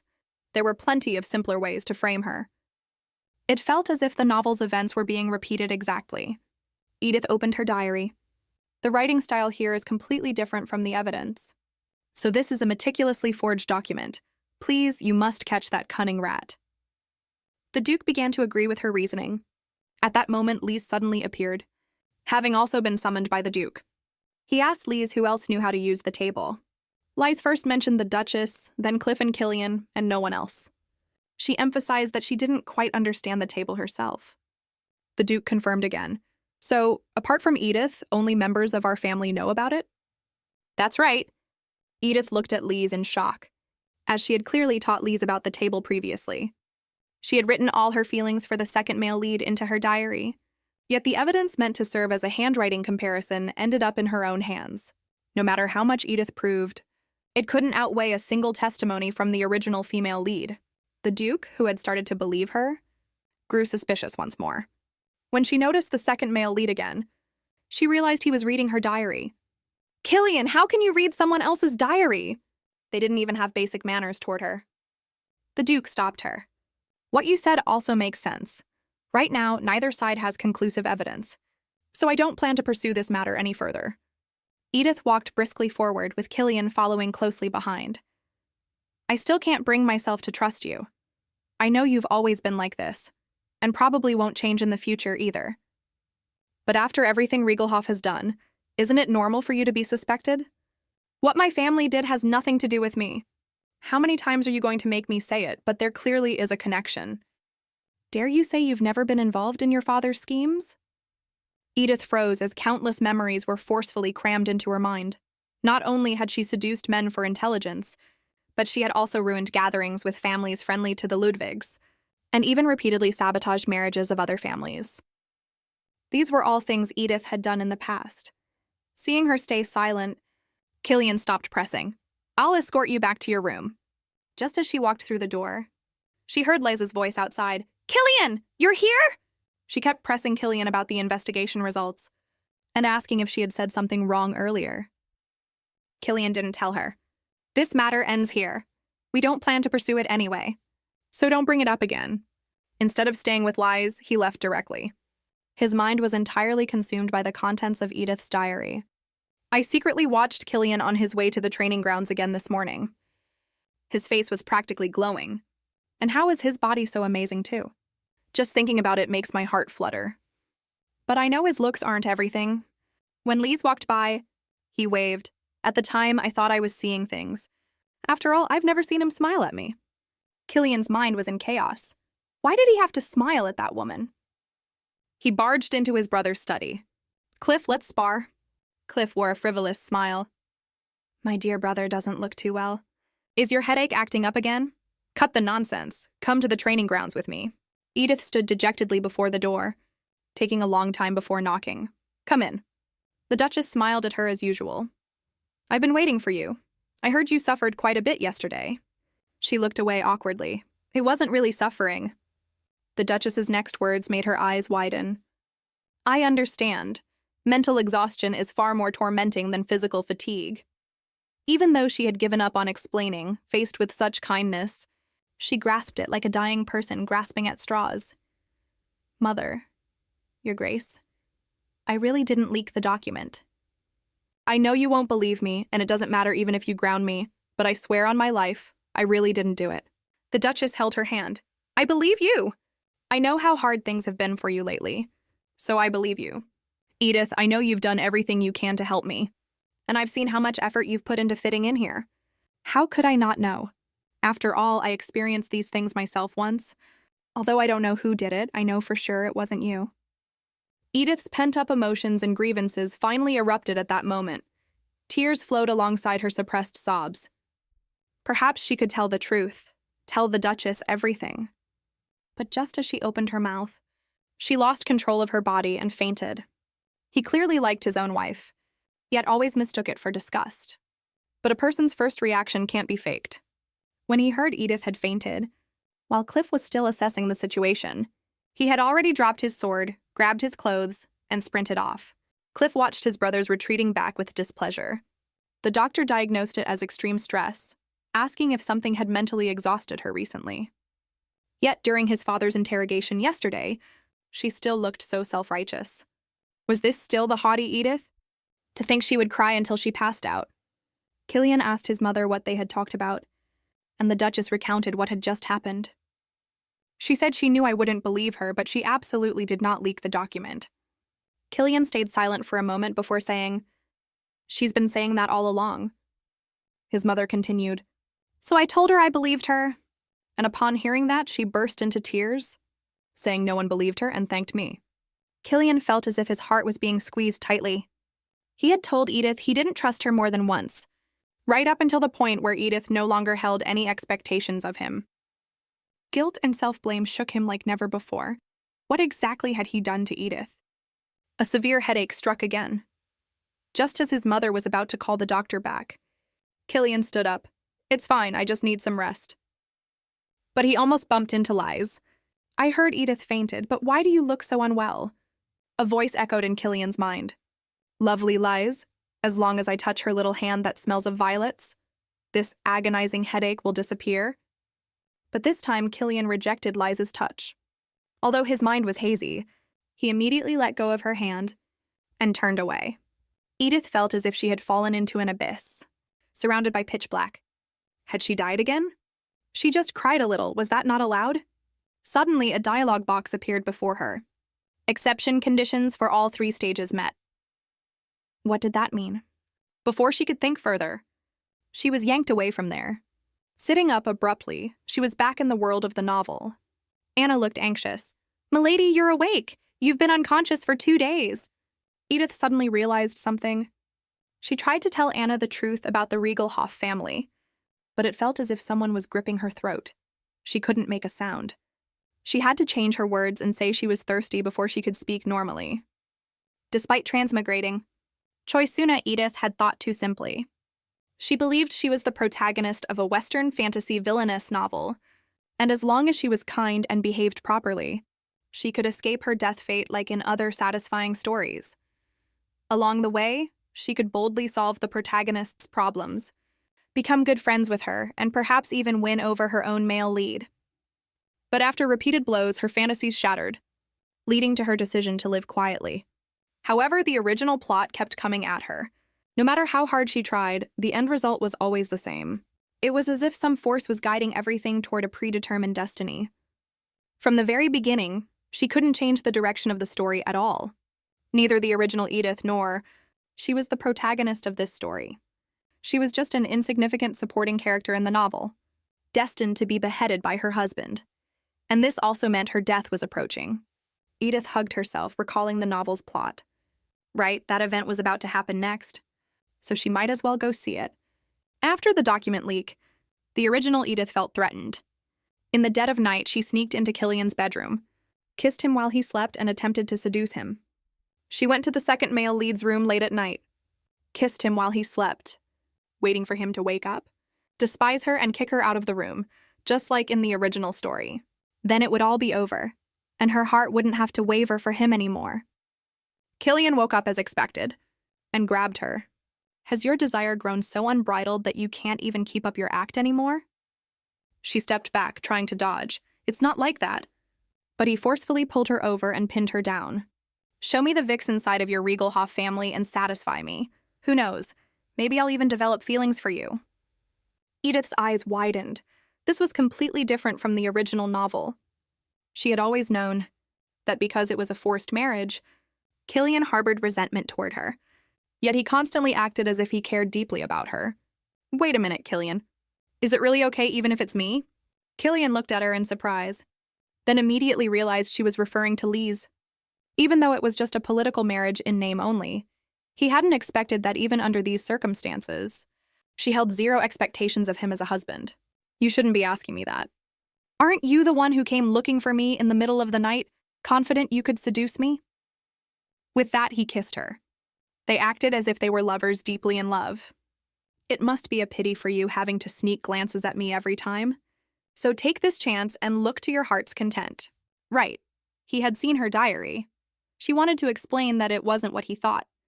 But the novel sensation on her hand made the words stick in her throat. Killian didn't understand what was wrong with him. He actually found this shy Edith adorable. Clearly, he had lost his mind. It was broad daylight by the time Edith woke up. It still happened. Killian ordered the maids to prepare bathwater. While she was still in a daze, she was scooped up, blanket and all. She tried to say she could walk, but he carried her straight into the bathroom. Tell me if the water is too hot. The temperature is perfect. On our wedding night, you were also bathing in the tub alone. It seems you really like taking baths. She was still embarrassed, stammering a yes. What on earth was going on? Even if she had slept with him in a fit of pique last night, she thought Killian would immediately regret it when morning came. He didn't keep himself chaste for Lise, and even initiated the kiss. In the original text, Killian didn't show the slightest hint of being seduced by Edith. Was he pitying her? Or did he think Lise was in love with Cliff, leaving him with no hope, so he settled for the next best thing? It was truly unbelievable. This man was now looking at her so gently, apologizing and telling her to get some rest. Compared to his icy attitude at the wedding, he was like a completely different person. Seriously, she couldn't let her imagination run wild anymore. She needed to pull herself together and think carefully. After what happened last night, she once again entered that system-like place. You have met the Stage 1 exception condition. Due to the occurrence of an exception, the original author's authority has decreased. She asked what the Stage 1 exception condition was. After a brief silence, it actually answered her this time. The plot she thought was unchangeable had taken a turn due to the second male lead's unexpected actions, giving her a glimmer of hope against her destined death. When she asked what the Stage 1 condition was, the system replied, following the path where the original Edith failed. This meant that if she constantly avoided the original plot, she would become the 14th dead Edith. This realization sent shivers down her spine, because any transmigrator who knew the original story would absolutely try to avoid the plot. That wasn't the only strange part. The system also said that because she met the Stage 1 condition, the original author's authority had decreased. This implied that there was an entity exercising power here. Was it the god of this world? The information she received was too vague and far from sufficient. Which part of the authority decreased? How much authority did the original author have from the beginning until now? Was it over the plot, the characters, or the direction of the story? Or was it everything? However, she did learn one thing. The original story could be changed. Killian's eyes didn't only have to be on Lise. He might also help her. She wouldn't give up easily anymore. Instead of being passive, it was better to take the initiative, starting with the Duchess, who already held a favorable impression of her. As expected, the Duchess asked about her health first. I'm sorry for making you worry. I'm fine now. The Duke and Duchess had recently gone to the Imperial Palace, likely to discuss Grand Duke Langston and Regalhoff. The Duchess mentioned the Duke had also been feeling unwell recently, which Edith thought was because she had pressured him. The Duke had been fighting wars everywhere for years, so it was inevitable his tone would be harsh. Edith thought to herself that he was certainly gentle enough to Lise, but she still had to feign understanding and asked the Duchess to tell the Duke she was recovered. The Duchess breathed a sigh of relief. So, what do you plan to do from now on? If you mind, you don't have to keep helping me with work. Edith knew that if she really stopped helping the Duchess, it would confirm the rumors of her betraying the ducal estate, completely destroying her chances of making a comeback. Therefore, she couldn't back down.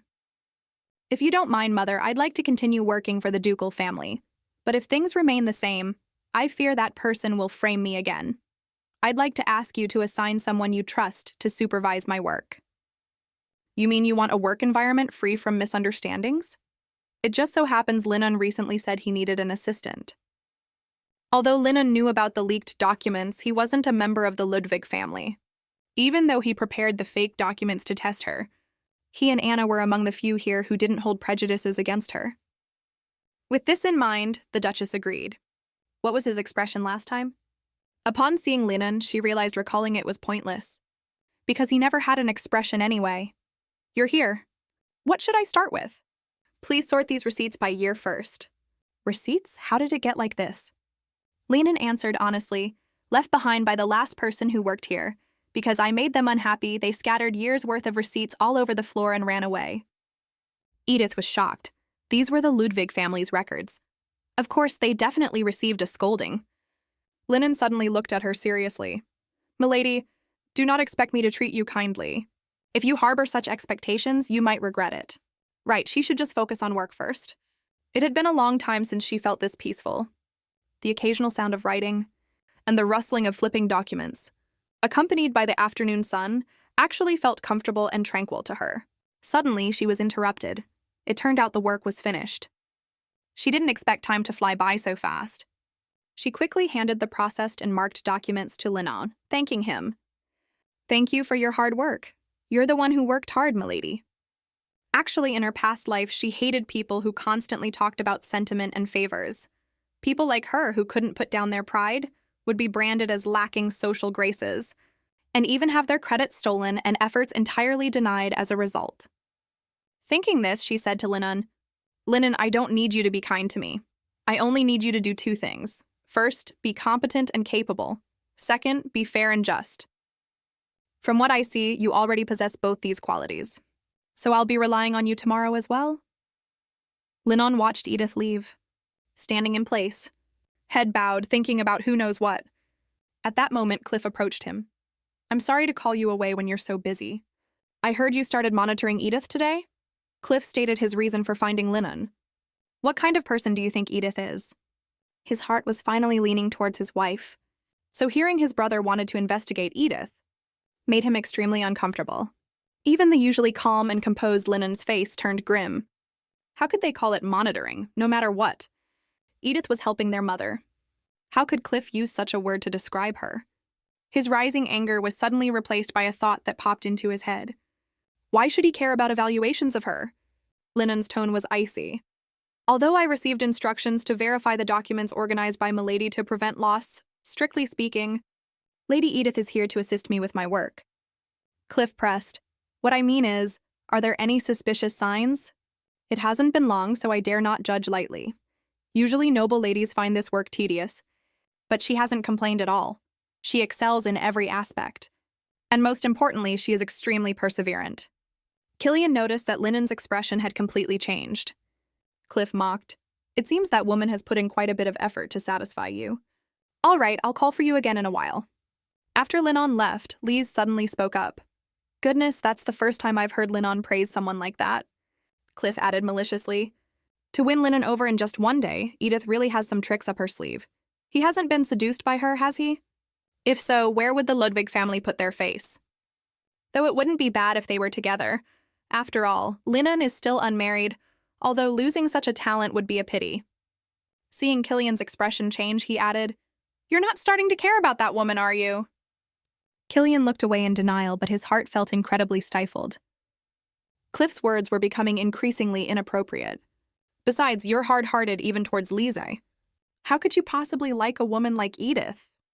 He was supposed to go out, but he still couldn't help postponing his plans. Edith's and Lisa's beauty were different. Edith was both sexy and alluring. Just the thought of her alone in a room with Linon made him extremely agitated. The door wasn't locked. He knocked twice, and it opened automatically, releasing her signature rose scent from inside the room. Is anyone here?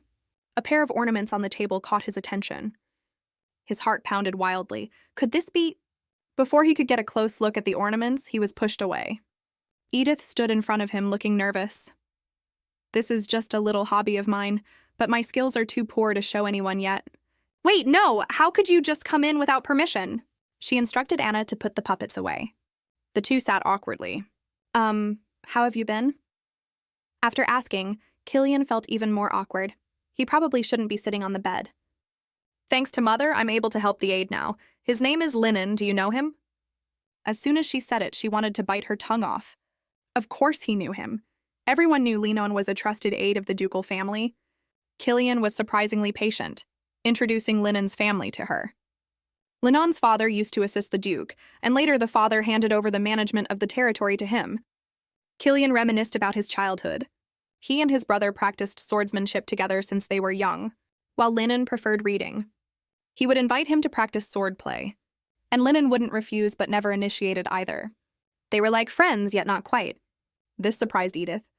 Linen was a character who never appeared in the novel, yet he actually spent his childhood with the main characters.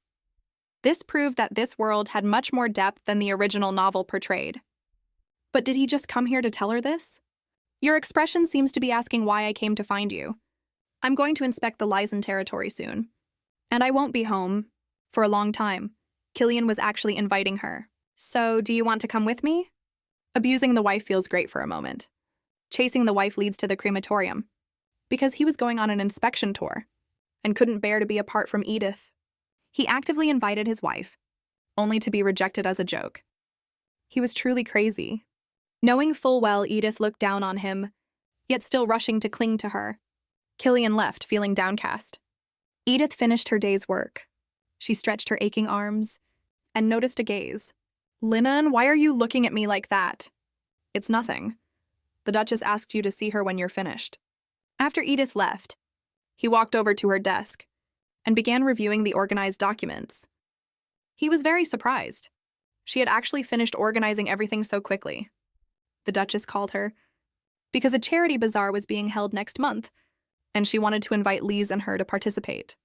Besides displaying virtue, the bazaar was also an opportunity to showcase one's talents. Therefore, noble women would eagerly participate. My skills are very average. I'm afraid I'll cause you trouble.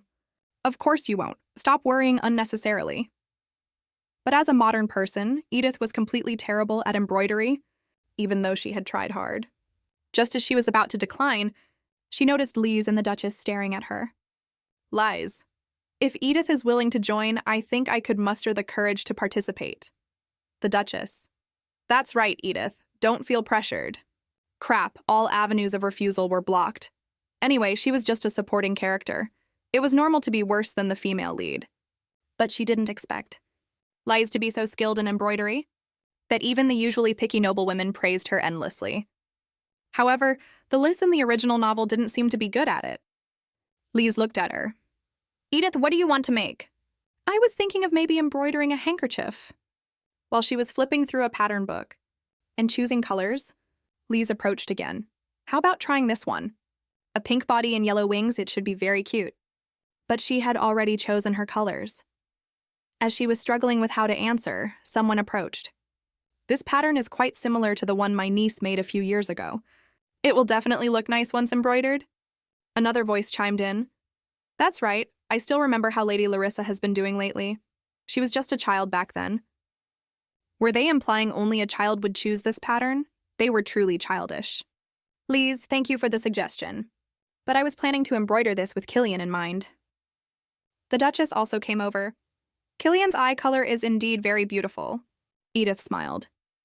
That's because you think his eye color resembles his Grace the Duke's. The Duchess. You really are something. The noblewoman who had just been making sarcastic remarks smoothed things over awkwardly. The affection between newlyweds is truly wonderful. Meanwhile, Killian had arrived at the territory, which would be where he and Edith lived in the future. Although it was a bit far from the capital, it had great development prospects. The castle had long been managed by people, and apart from lacking interior decorations, it was better than he thought. But Edith had grown up in the luxurious Regelhof household since she was young. She probably wouldn't think highly of this run-down castle.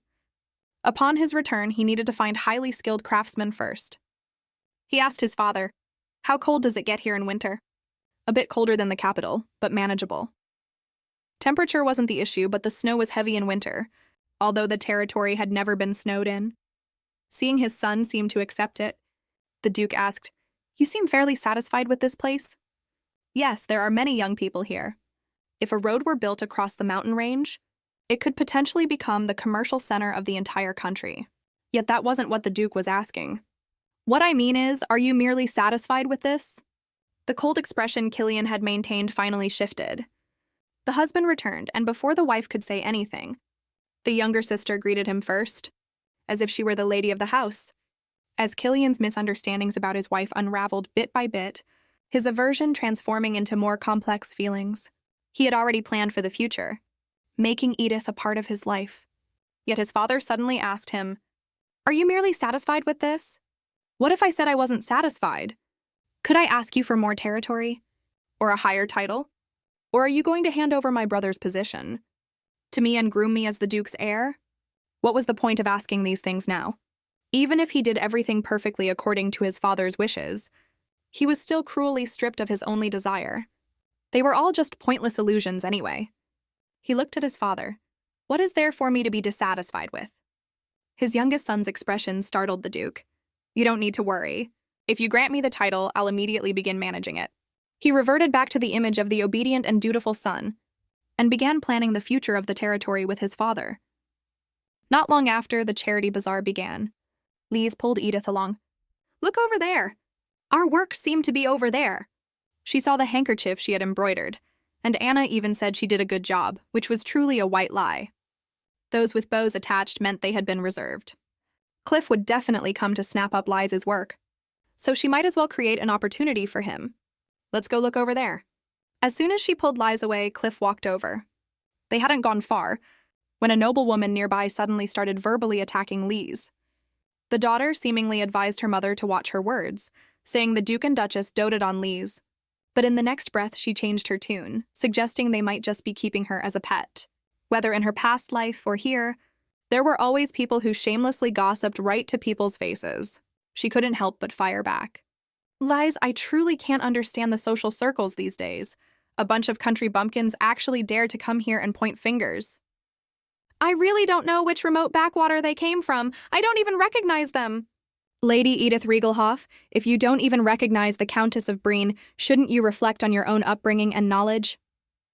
"You're the ones who should reflect on yourselves. I've changed my surname for a long time now. I advise you to weigh your own worth before criticizing others." The other party turned their attacks on her.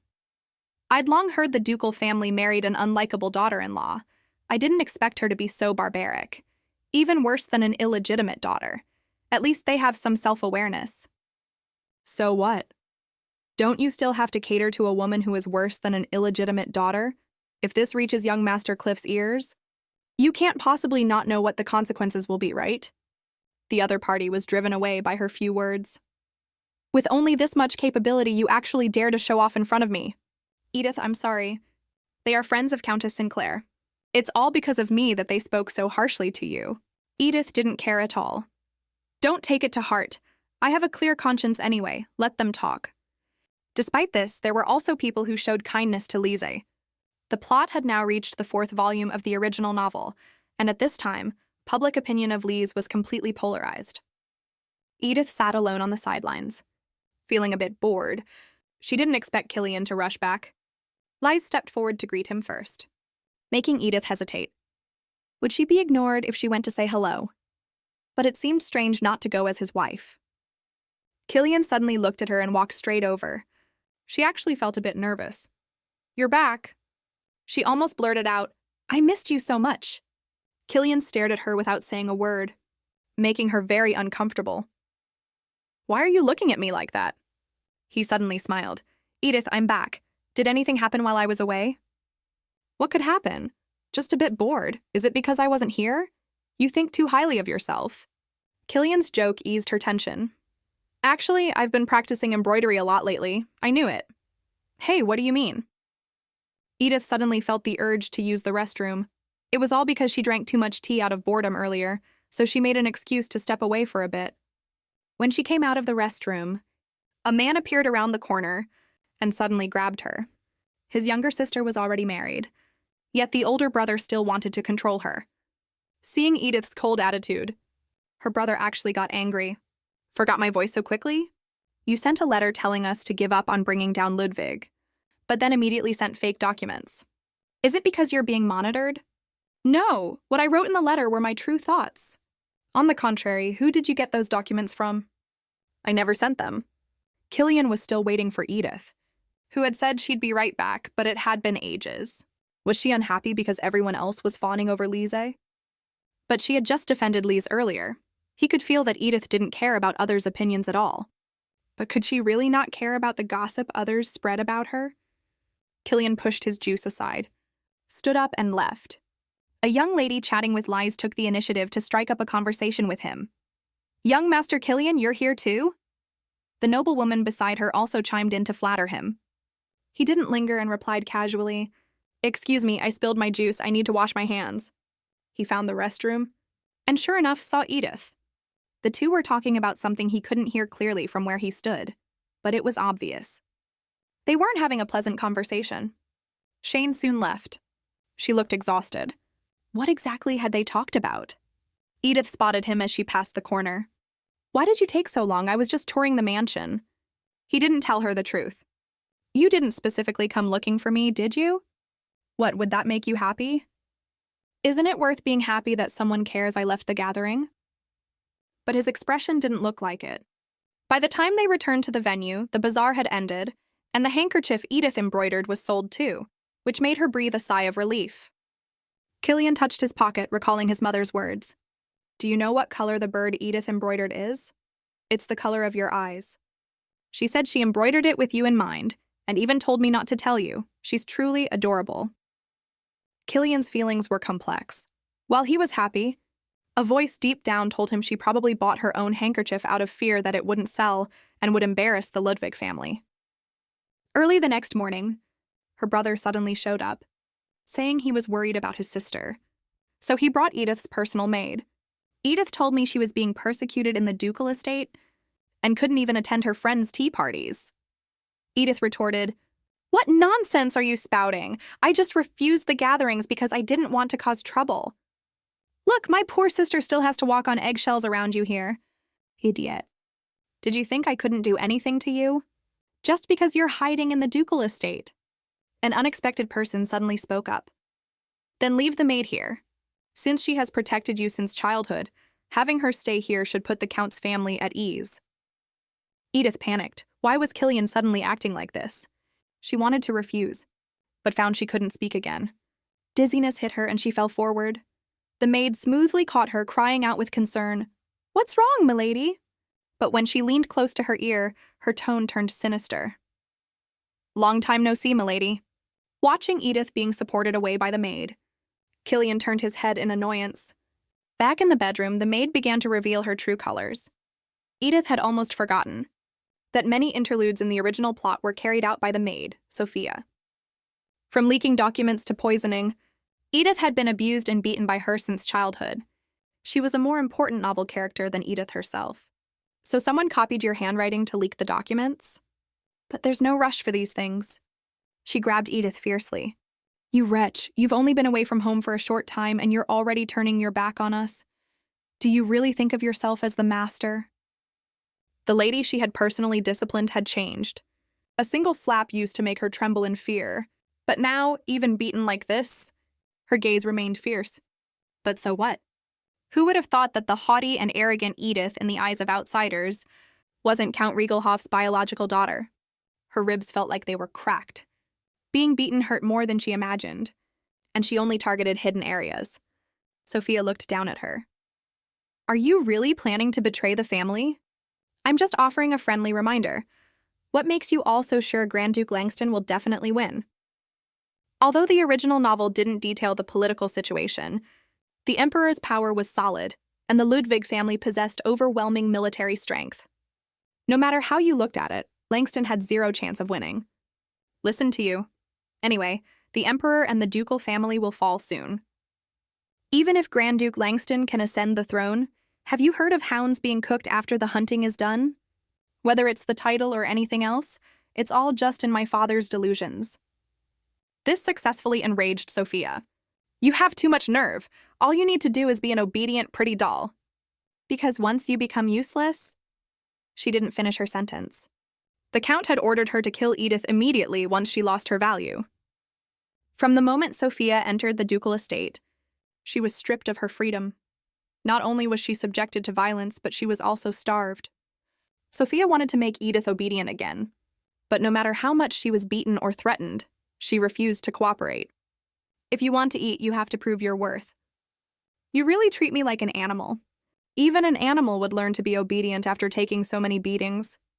It's truly hilarious hearing this from the mouth of a dog raised by my father. In her interactions with Sophia, even the slightest resistance was met with an even worse beating. The only time she felt somewhat relaxed was when working at Linen's place. She was so hungry that she accidentally finished all the snacks. She looked at Linen apologetically. "It's fine, I don't like sweets. Would you like some more?" He certainly looked like someone who could endure hardship. But today, Linen looked especially handsome to her. However, Edith's only safe haven was also gone. Linen had to go on a business trip for a week.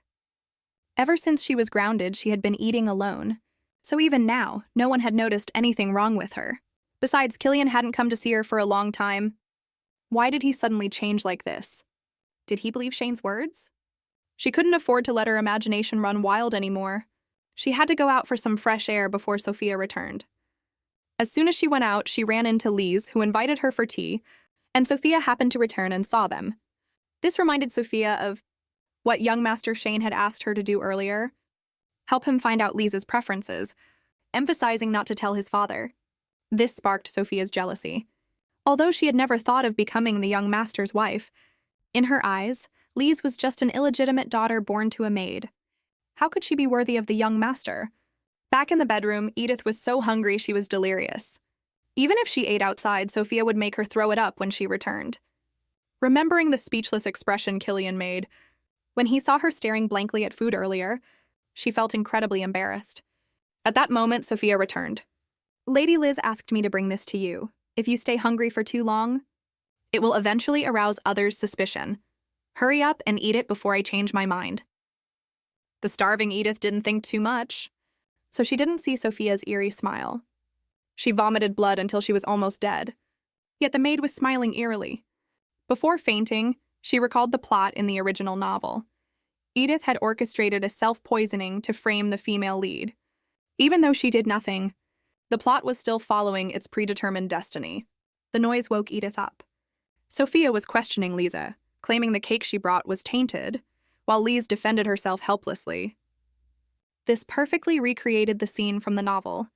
She suppressed the severe pain and stopped Sophia from continuing. Only then did she notice the two brothers were also present. Sophia pretended to throw herself at her with concern, but her eyes warned her to shut up. She tried hard to pull herself together. "I'm sorry, Lise. It's all because of me that you're being misunderstood. I just have a bit of indigestion." "What are you talking about? You just vomited blood. I might be allergic to peaches." Cliff couldn't stand this farce anymore. This is truly speechless. Search this room thoroughly. Edith never expected Sophia to be stupid enough to leave the poison in the room. It practically had "I am poison" written on the bottle. Cliff sneered. Edith couldn't defend herself even if she had 100 mouths. "That thing isn't mine." "Are you implying someone hid this in your cabinet?" Lies pulled at Cliff. Edith was still suffering. His beloved girl had been wronged. How could he possibly let it go?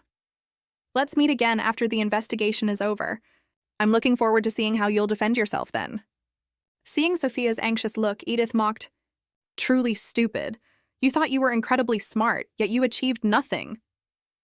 This broke Sophia's defenses, and she slapped her across the face again. "Dare to push your luck with me again. I really will kill you." In the infirmary, the medication had already been identified. It wasn't a lethal poison, just a drug that caused gastrointestinal bleeding. After getting the results, Cliff left immediately. Killian looked at the doctor. "She looks like she's in a lot of pain. Are there any painkillers to relieve it?" "I included analgesics in the medicine prescribed for your wife, but they aren't working on her because she's been starving for many days.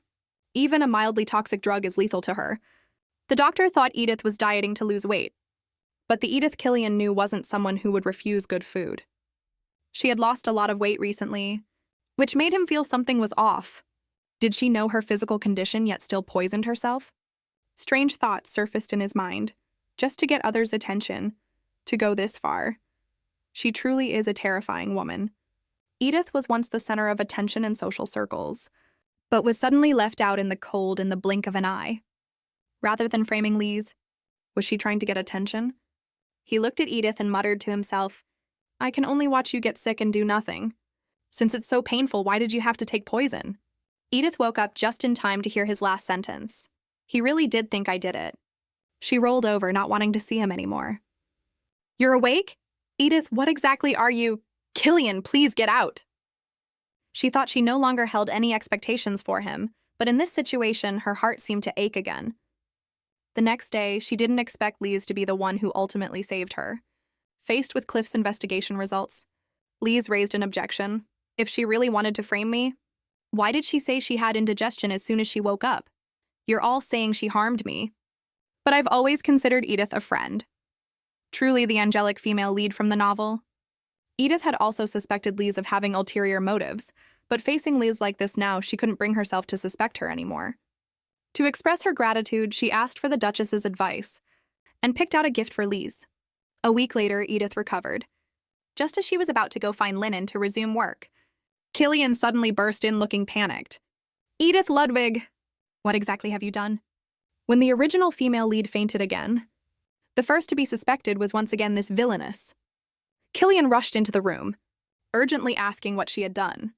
Edith was utterly confused. "Shouldn't you first tell me what happened?" It turned out Lise was poisoned while embroidering with the thread she had given her. "That's impossible! After the merchant wrapped the thread, I gave it to Lise immediately." In the original novel, the incident of Lise being poisoned did happen, but it was Sophia who coated the needles with poison. To avoid this, she not only changed the gift, but also gave it to her right after receiving it. That's why I'm asking you. Did you tamper with it or not? Killian, I know you have to suspect me right now, but think about it calmly. With everyone's attention on me because of the cake incident, would I be stupid enough to do something like this now? Killian was very confused. He wanted to believe Edith, but the fact remained that Lise was poisoned by her gift. You might think I don't trust you, but how many times has this happened? Can't you just let me stop doubting you? Even though they were words of doubt, they gave her a glimmer of hope. I don't want to be suspected anymore either, so why don't you just send someone to monitor me? Sophia tried to intervene but was shouted down by her. Calling it monitoring was actually her only chance to escape Sophia's control. Seeing her insistence, Killian allowed Anna to resume her duties as her personal maid. She almost thought she had failed and would be beaten half to death by Sophia again. She wasn't going to let herself be manipulated by her forever. After arranging the maid, Killian explained the sequence of events to her. The embroidery merchant had already been caught, and after investigation, their suspicion was largely ruled out. Besides her, the only people who had a chance to touch the thread were Edith, Liza's personal maid, Cliff himself, and their mother. Killian, although this might sound like making excuses, I feel like someone wants to use me as a scapegoat to harm Lise. If they could eliminate us both at the same time, it would be killing two birds with one stone. Take Count Sinclair's family, for instance. Liza's half-siblings have harmed her multiple times before. Honestly, can you guarantee there are no spies from the Sinclair family in this mansion? You say that as if Riegelhoff planted one too. Don't throw stones from glass houses. Isn't everyone doing the same? Actually, I've suspected whether you guys were the ones smearing my name. Killian vehemently denied it. How could we possibly do something so despicable? I swear on my honor, our family absolutely did not. Edith smiled. You feel so wrong just from being suspected a little. I bet my very life, yet still no one believes me. But I'm not trying to accuse you of anything. I've thought about it carefully, and I don't think I'm worth you going to the lengths of framing me. Your deduction makes a lot of sense, but I don't know if my brother and father will agree. Edith didn't expect Killian to agree with her so easily, considering he had looked so disbelieving just moments ago. I understand what you mean. To be honest, compared to what they think, I care more about Lise. Lise had just defended her not long ago, and she didn't want to let Liz down through a misunderstanding. Killian was surprised. You don't hate Lise? Why should I hate her? Because everyone is praising Lise and ignoring you. Killian, don't misunderstand me. I am Edith. She never expected to actually say such a line in her lifetime. Killian suddenly caught her, and before she could react, he kissed her. Although it was a bit baffling, she didn't repulse Killian's actions. But why would he do that? After they parted, she realized. Killian looked panicked, even a bit shy. He apologized incoherently and ran away quickly, before she could answer. A few days later, Anna brought news that the Duke only grounded her and wouldn't bring up the matter again. This greatly surprised Edith. Lise was bedridden, and the original male lead definitely wasn't the type to let things slide so easily. Cliff, as she expected, harbored a grudge. He couldn't deal with Edith because of Killian's obstruction, but he could target someone else. Her husband had been acting very strangely lately. First, he took the initiative to kiss her, then ran away shyly, and even clashed with his brother. And the male lead, "Brother, why do you act like you've lost your mind whenever it comes to Lise?" If Edith wanted to poison someone, why would she tamper with her own gift? Moreover, surveillance on her had increased since the last cake incident, making it impossible for her and her maid to get their hands on poison in such a short time. The Duke agreed. Killian makes a valid point. They had investigated and confirmed this to be true. Ultimately, he decided not to make the matter public until new evidence arose. Cliff was anxious. His brother's protection prevented him from attacking his sister-in-law, but how could he let it rest? Inside the carriage, Edith sat across from the Duke, feeling completely unwell. The princess had summoned her through the Duchess. The Duchess thought the princess was merely curious about her, but Edith knew she was probably in trouble. The original novel described Catherine as a freak.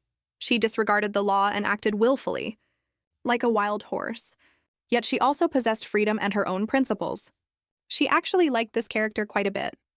Catherine's first love was Cliff, which caused her to be jealous of Liz, but she was eventually moved by the female lead's kindness. Edith looked somber, unaware that the Duke had been observing her the entire time. As expected, the princess started making things difficult the moment they met. She couldn't even speak, until the princess addressed her first. "Are you Regelhoff's daughter?" "Your Highness, I am now Edith Ludwig." "Let's just say you are. Please forgive me for not offering you tea. After all, you have a reputation for enjoying poisoning people." So this was the trap Cliff had dug for her. "I have never poisoned anyone, but I admit to some unwise actions in the past. So if you misunderstood based on rumors, I have nothing to say." "So you knew everything? This marriage was entirely forced by your family's unreasonable demands? And in this despicable game, the only one suffering is Killian." "This was a decision made by my maternal family. Even though I've left home, I still feel bad about it in my heart. Truly worthy of being the most glamorous flower of the social circle, your mouth is quite sharp. To you, I must look quite ridiculous." "How could that be? I respect you immensely." The latter part of the original novel mentioned that after suppressing the rebellion, Catherine, persuaded by the female lead, put dresses back on, finally returned to the social circle and became an ordinary noblewoman. But in Edith's eyes, the former Catherine, who didn't care about others' opinions, stuck to what she believed was right and pursued freedom, was much more charming. "Just as you said, I only hope you won't be swayed by the gossip of other nobles, but use your own eyes to observe and judge me fairly." It wasn't until she left that she realized she had poured out everything in her heart. She really needed to fix her habit of losing judgment when seeing beautiful women. On her way to Linen's office, she was suddenly grabbed and violently pulled aside. It was actually Sophia. "I'll give you one last chance. Steal the tax details of the ducal territory. If you betray the master again this time, I will kill you myself." He thought his wife had a change of heart, overturned a barrel of vinegar in jealousy, and barged into her bedroom late at night. And the catalyst was Sophia's threat against her. What surprised Edith was that the other party thought she was the one who poisoned Lies. "This is your last chance. The master has already permitted me to eliminate you anyway. If you kill me, aren't you afraid of being discovered? Don't worry, I'll make everyone think the Ludwigs did it. And don't even think about exposing me. Do you think I don't know the reason you've never dared to do so?" The reason she couldn't expose her was due to the original novel's restrictions. Yet Sophia stated the most fundamental reason. "Being abandoned is just a matter of moments for you. Did you think he would let you live?" Up until now, she had been avoiding a reality. Even without restrictions, could she tell Killian these things? You know how terrifying the master is and how miserable the end will be if you disobey him. If you successfully steal the documents, maybe I'll put in a few good words for you. Edith smiled mockingly. Do you want me to tell you a prophecy? No matter how hard you try, you will ultimately be completely annihilated by the Ludwigs, including that brother you love to death. A knock sounded on the door. Lennon looked up to see Edith. Excuse me, I think I'm a bit late. Because of Lisa's poisoning, she thought Lennon would despise her, but he actually treated her the same as usual. Although they were working, it had been a long time since she felt this at ease. When she handed the organized files to Lennon, he suddenly spoke. I've noticed this for a while now. You are very focused when you work and extremely efficient. Edith felt a bit embarrassed. It's just that the work is simple. No, if everyone was like you, I wouldn't have had to fire so many people. You've really helped me a lot. Even with simple tasks, you do an excellent job. The materials are meticulous and neat in their details. The document was suddenly wet with tears. Lennon looked up in surprise. Edith's face was covered in tears. She seemed to just realize she was crying, and hurriedly covered her face in a panic. I'm sorry, I lost my composure. Please give me a moment. Lennon stood up and grabbed her wrist. You shouldn't suppress your emotions.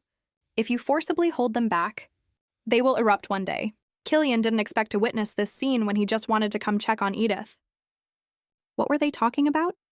Lennon's actions further confirmed to Edith that characters not in the original novel weren't controlled by the plot. She only needed to build a good rapport with the nameless supporting characters, but it didn't seem that easy. Moreover, they couldn't change her situation. She remembered Sophia's words. Being abandoned is just a matter of moments for you. Killian also went to visit Lies today, didn't he? She was just thinking this, when Killian suddenly appeared late at night, looking hurt. Your work has clearly ended. Why haven't you come looking for me? Was it that last time I disappointed you?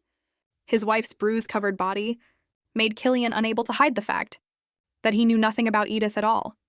The Edith he had heard about was an arrogant, extravagant villainess, a seductive flower snake who lured men into traps. So when he realized he desired Edith, he blamed it all on her, attributing it to her seducing him. He was like a fool, looking forward to seeing Edith every day. But besides that one night, Edith had never actively sought him out. Killian admitted defeat. Compared to being estranged from Edith, his pride seemed to matter little. She had clearly provoked him first, yet repeatedly denied it, claiming that day was just a misunderstanding. So Killian attributed the problem to something bizarre. Could it be that my performance that day disappointed you? So you want to shift your target to other prey? Edith was stunned by his wild imagination. What are you talking about now? Where is this prey that I've captured? Men really are. Don't you know how highly sought after you are among young men? I heard the son of the Karen family was played by Edith. But I can understand. I'm afraid no one could reject such a beautiful and sexy woman. No matter where he went, he could always hear those rumors about Edith. Edith didn't understand. According to what she knew of the original novel, although the original owner obeyed Riegelhoff, she never did anything out of bounds. Why were there so many rumors? Killian embraced her. You just need to crook your finger, and men will scramble over each other. She suddenly froze, her eyes full of disbelief. Killian Ludwig knew nothing about Edith. This woman wasn't as stupid as rumors suggested, nor as shrewd as others claimed. She liked appreciating art and eating the food prepared by the ducal chefs, easily finding happiness in them like a fool. Conversely, she was always calm and composed in the face of crisis. She counterattacked any unreasonableness without hesitation. She haughtily used words and facts to prove her innocence time and time again. Even his father was persuaded by her to change his mind. Killian also noticed something strange. Every time something happened, everyone seemed to deliberately target her. Since when did the Ludwig family's investigations become so full of holes? Edith never asked him for help. He once felt like a joke. Since that night, he had become the abandoned man. There were more and more things he couldn't figure out. But the voices slandering Edith in his mind never stopped. People always find it easy to accept their inner voices. It wasn't until this moment that he realized how terribly wrong he had been. The intertwining of old and new scars indicated they were inflicted at different times. Being beaten like this, yet not a single servant reported it. Killian tried his best to control his tone to make it sound less angry. Who did this? But Edith remained silent. If this evil deed was done by the Ludwigs, she wouldn't have stayed silent. Which meant, "Thank you for your answer." He left this sentence and departed. Early the next morning, Sophia was tied up and kneeling before her like this. He finally discovered his wife had been abused. After overwhelming self-blame and guilt, immense anger surged in Killian's heart, and Edith's silence also gave him a rough idea of the investigation's direction. "I'm sorry. I apologize for my irrational behavior earlier." Edith clutched the blanket tightly. "It's fine, I didn't actually repulse it that much, even if you wanted to." Killian looked at her. "I'm not the kind of beast who would do something with someone covered in bruises." After he left, Edith finally managed to fall asleep. When she woke up again, she felt a sticky sensation on her back. Was this ointment? Besides Sophia, only Killian knew she was injured, so Killian must have come back to apply the medicine for her after she fell asleep. It was ridiculous that she had felt absolutely nothing. "Excuse me." Killian brought people to her room and threw Sophia in front of her. The wicked servant still shamelessly yelled that she was protecting her lady, and why was she being treated like this? Truly laughable. A servant like you who fails to fulfill her duties is useless staying by Edith's side. Sophia argued, "I have served Milady since she was a child." Killian frowned. "Since she was a child?" "Of course, because I was trained to be Milady's personal maid since childhood." "Since you know your duties so well, yet your master is covered in bruises, not only did you not report it, you didn't even provide basic treatment. No matter how I think about it, I believe only you could have caused these injuries." Sophia still didn't give up. "Because Milady never told me she had minor cuts." Killian didn't give her a chance to quibble anymore. "Minor cuts? Do you want me to beat these minor cuts into your body too?" Sophia was intimidated. "Edith and I are indisputably husband and wife. What were you thinking? Assuming the wounds would be fine as long as they were hidden by clothes? Also, I'm very curious, just how important are you to Riegelhof? They actually begged me to send you back completely unharmed." Edith was amazed. It wasn't even noon, yet he had already contacted Riegelhof. Killian turned to her. "Edith, I won't be listening to your opinion regarding this maid." Edith realized he seemed to have guessed the truth that she couldn't speak of. Killian asked Anna to take good care of Edith. He was going to personally escort this maid to the carriage sent by the Riegelhof family.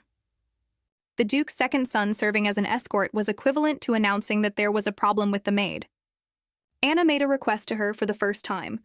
"Milady, may I look at your body?" Edith didn't refuse.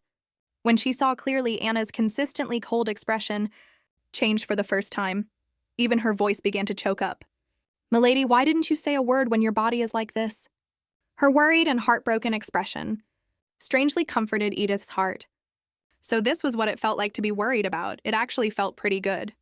The second male lead, as the main cast, became the first variable to rescue Edith. The marionette gained a sense of self, broke through the plot's restrictions, and fell in love with the villainess he was supposed to kill. The mastermind couldn't figure out, no matter why the character they created wouldn't follow orders anymore. The system urged them to set the stage 2 condition. Although people had completed the first stage before, this was the only time they felt panicked. Most Edith transmigrators behaved very similarly upon arrival. They would avoid the villainess's route and choose a kind way of living. But upon entering the ducal estate, they would be attracted to the two brothers. At this point, everything would still develop smoothly, until they encountered the document leak incident. They would feel deeply powerless, followed by panic or even a breakdown. Only the 14th Edith calmly proved her innocence, and free from control, even tried to win over supporting characters who didn't quite like her. It was as if she knew these characters weren't controlled by the plot's direction. They thought she would maintain this unyielding attitude, never expecting her to suddenly give up on herself. Fulfilling the first stage condition weakened their control over the original novel. Killian suddenly gained a sense of self. But it didn't matter. The game had only just begun.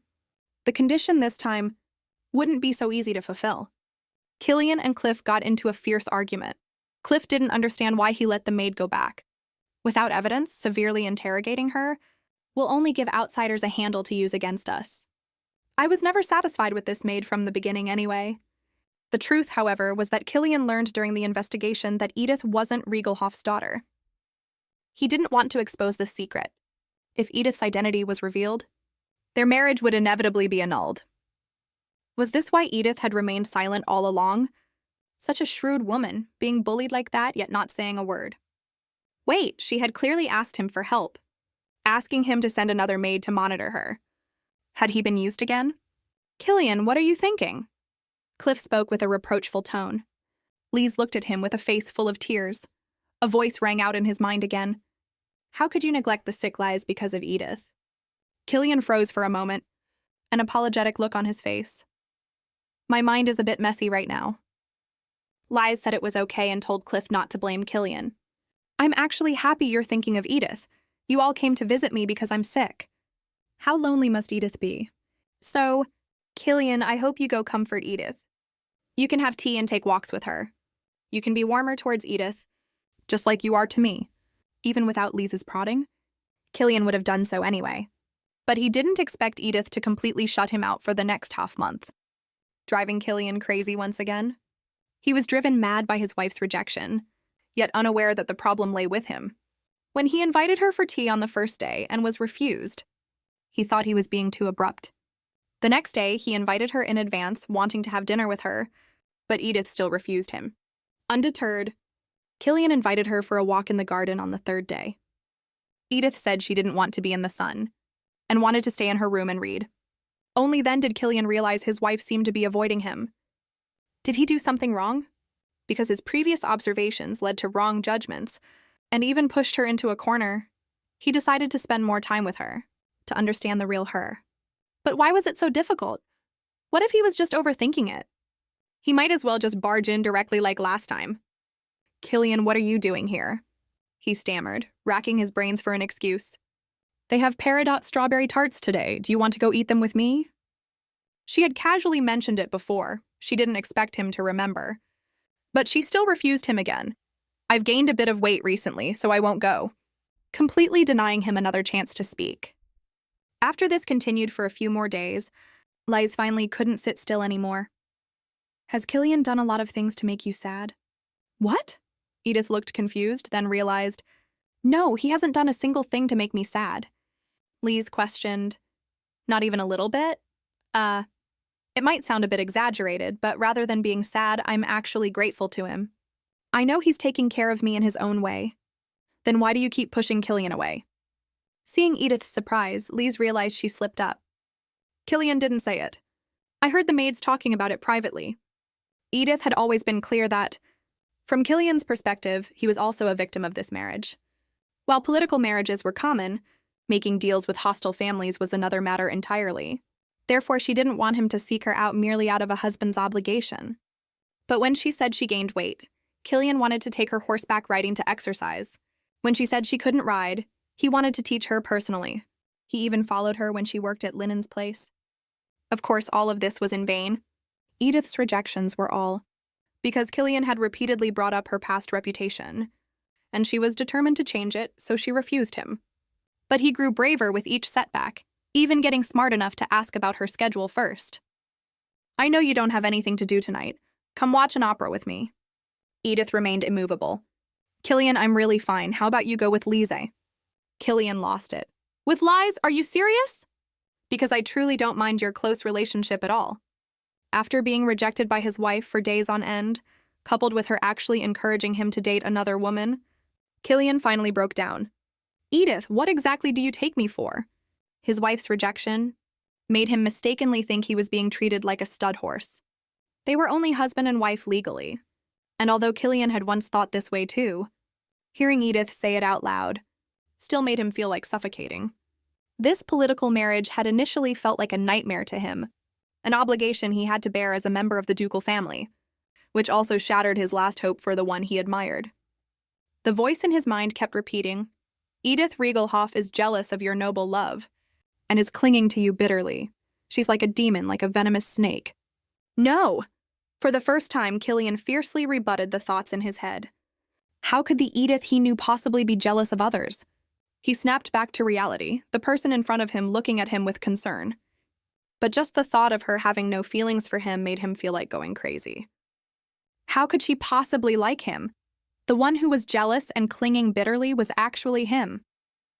Are you that unwilling to be with me, or do you have another man? Is it Linen? Edith didn't understand why he suddenly brought up Linon, but she suddenly felt something was wrong. Killian, wait a minute.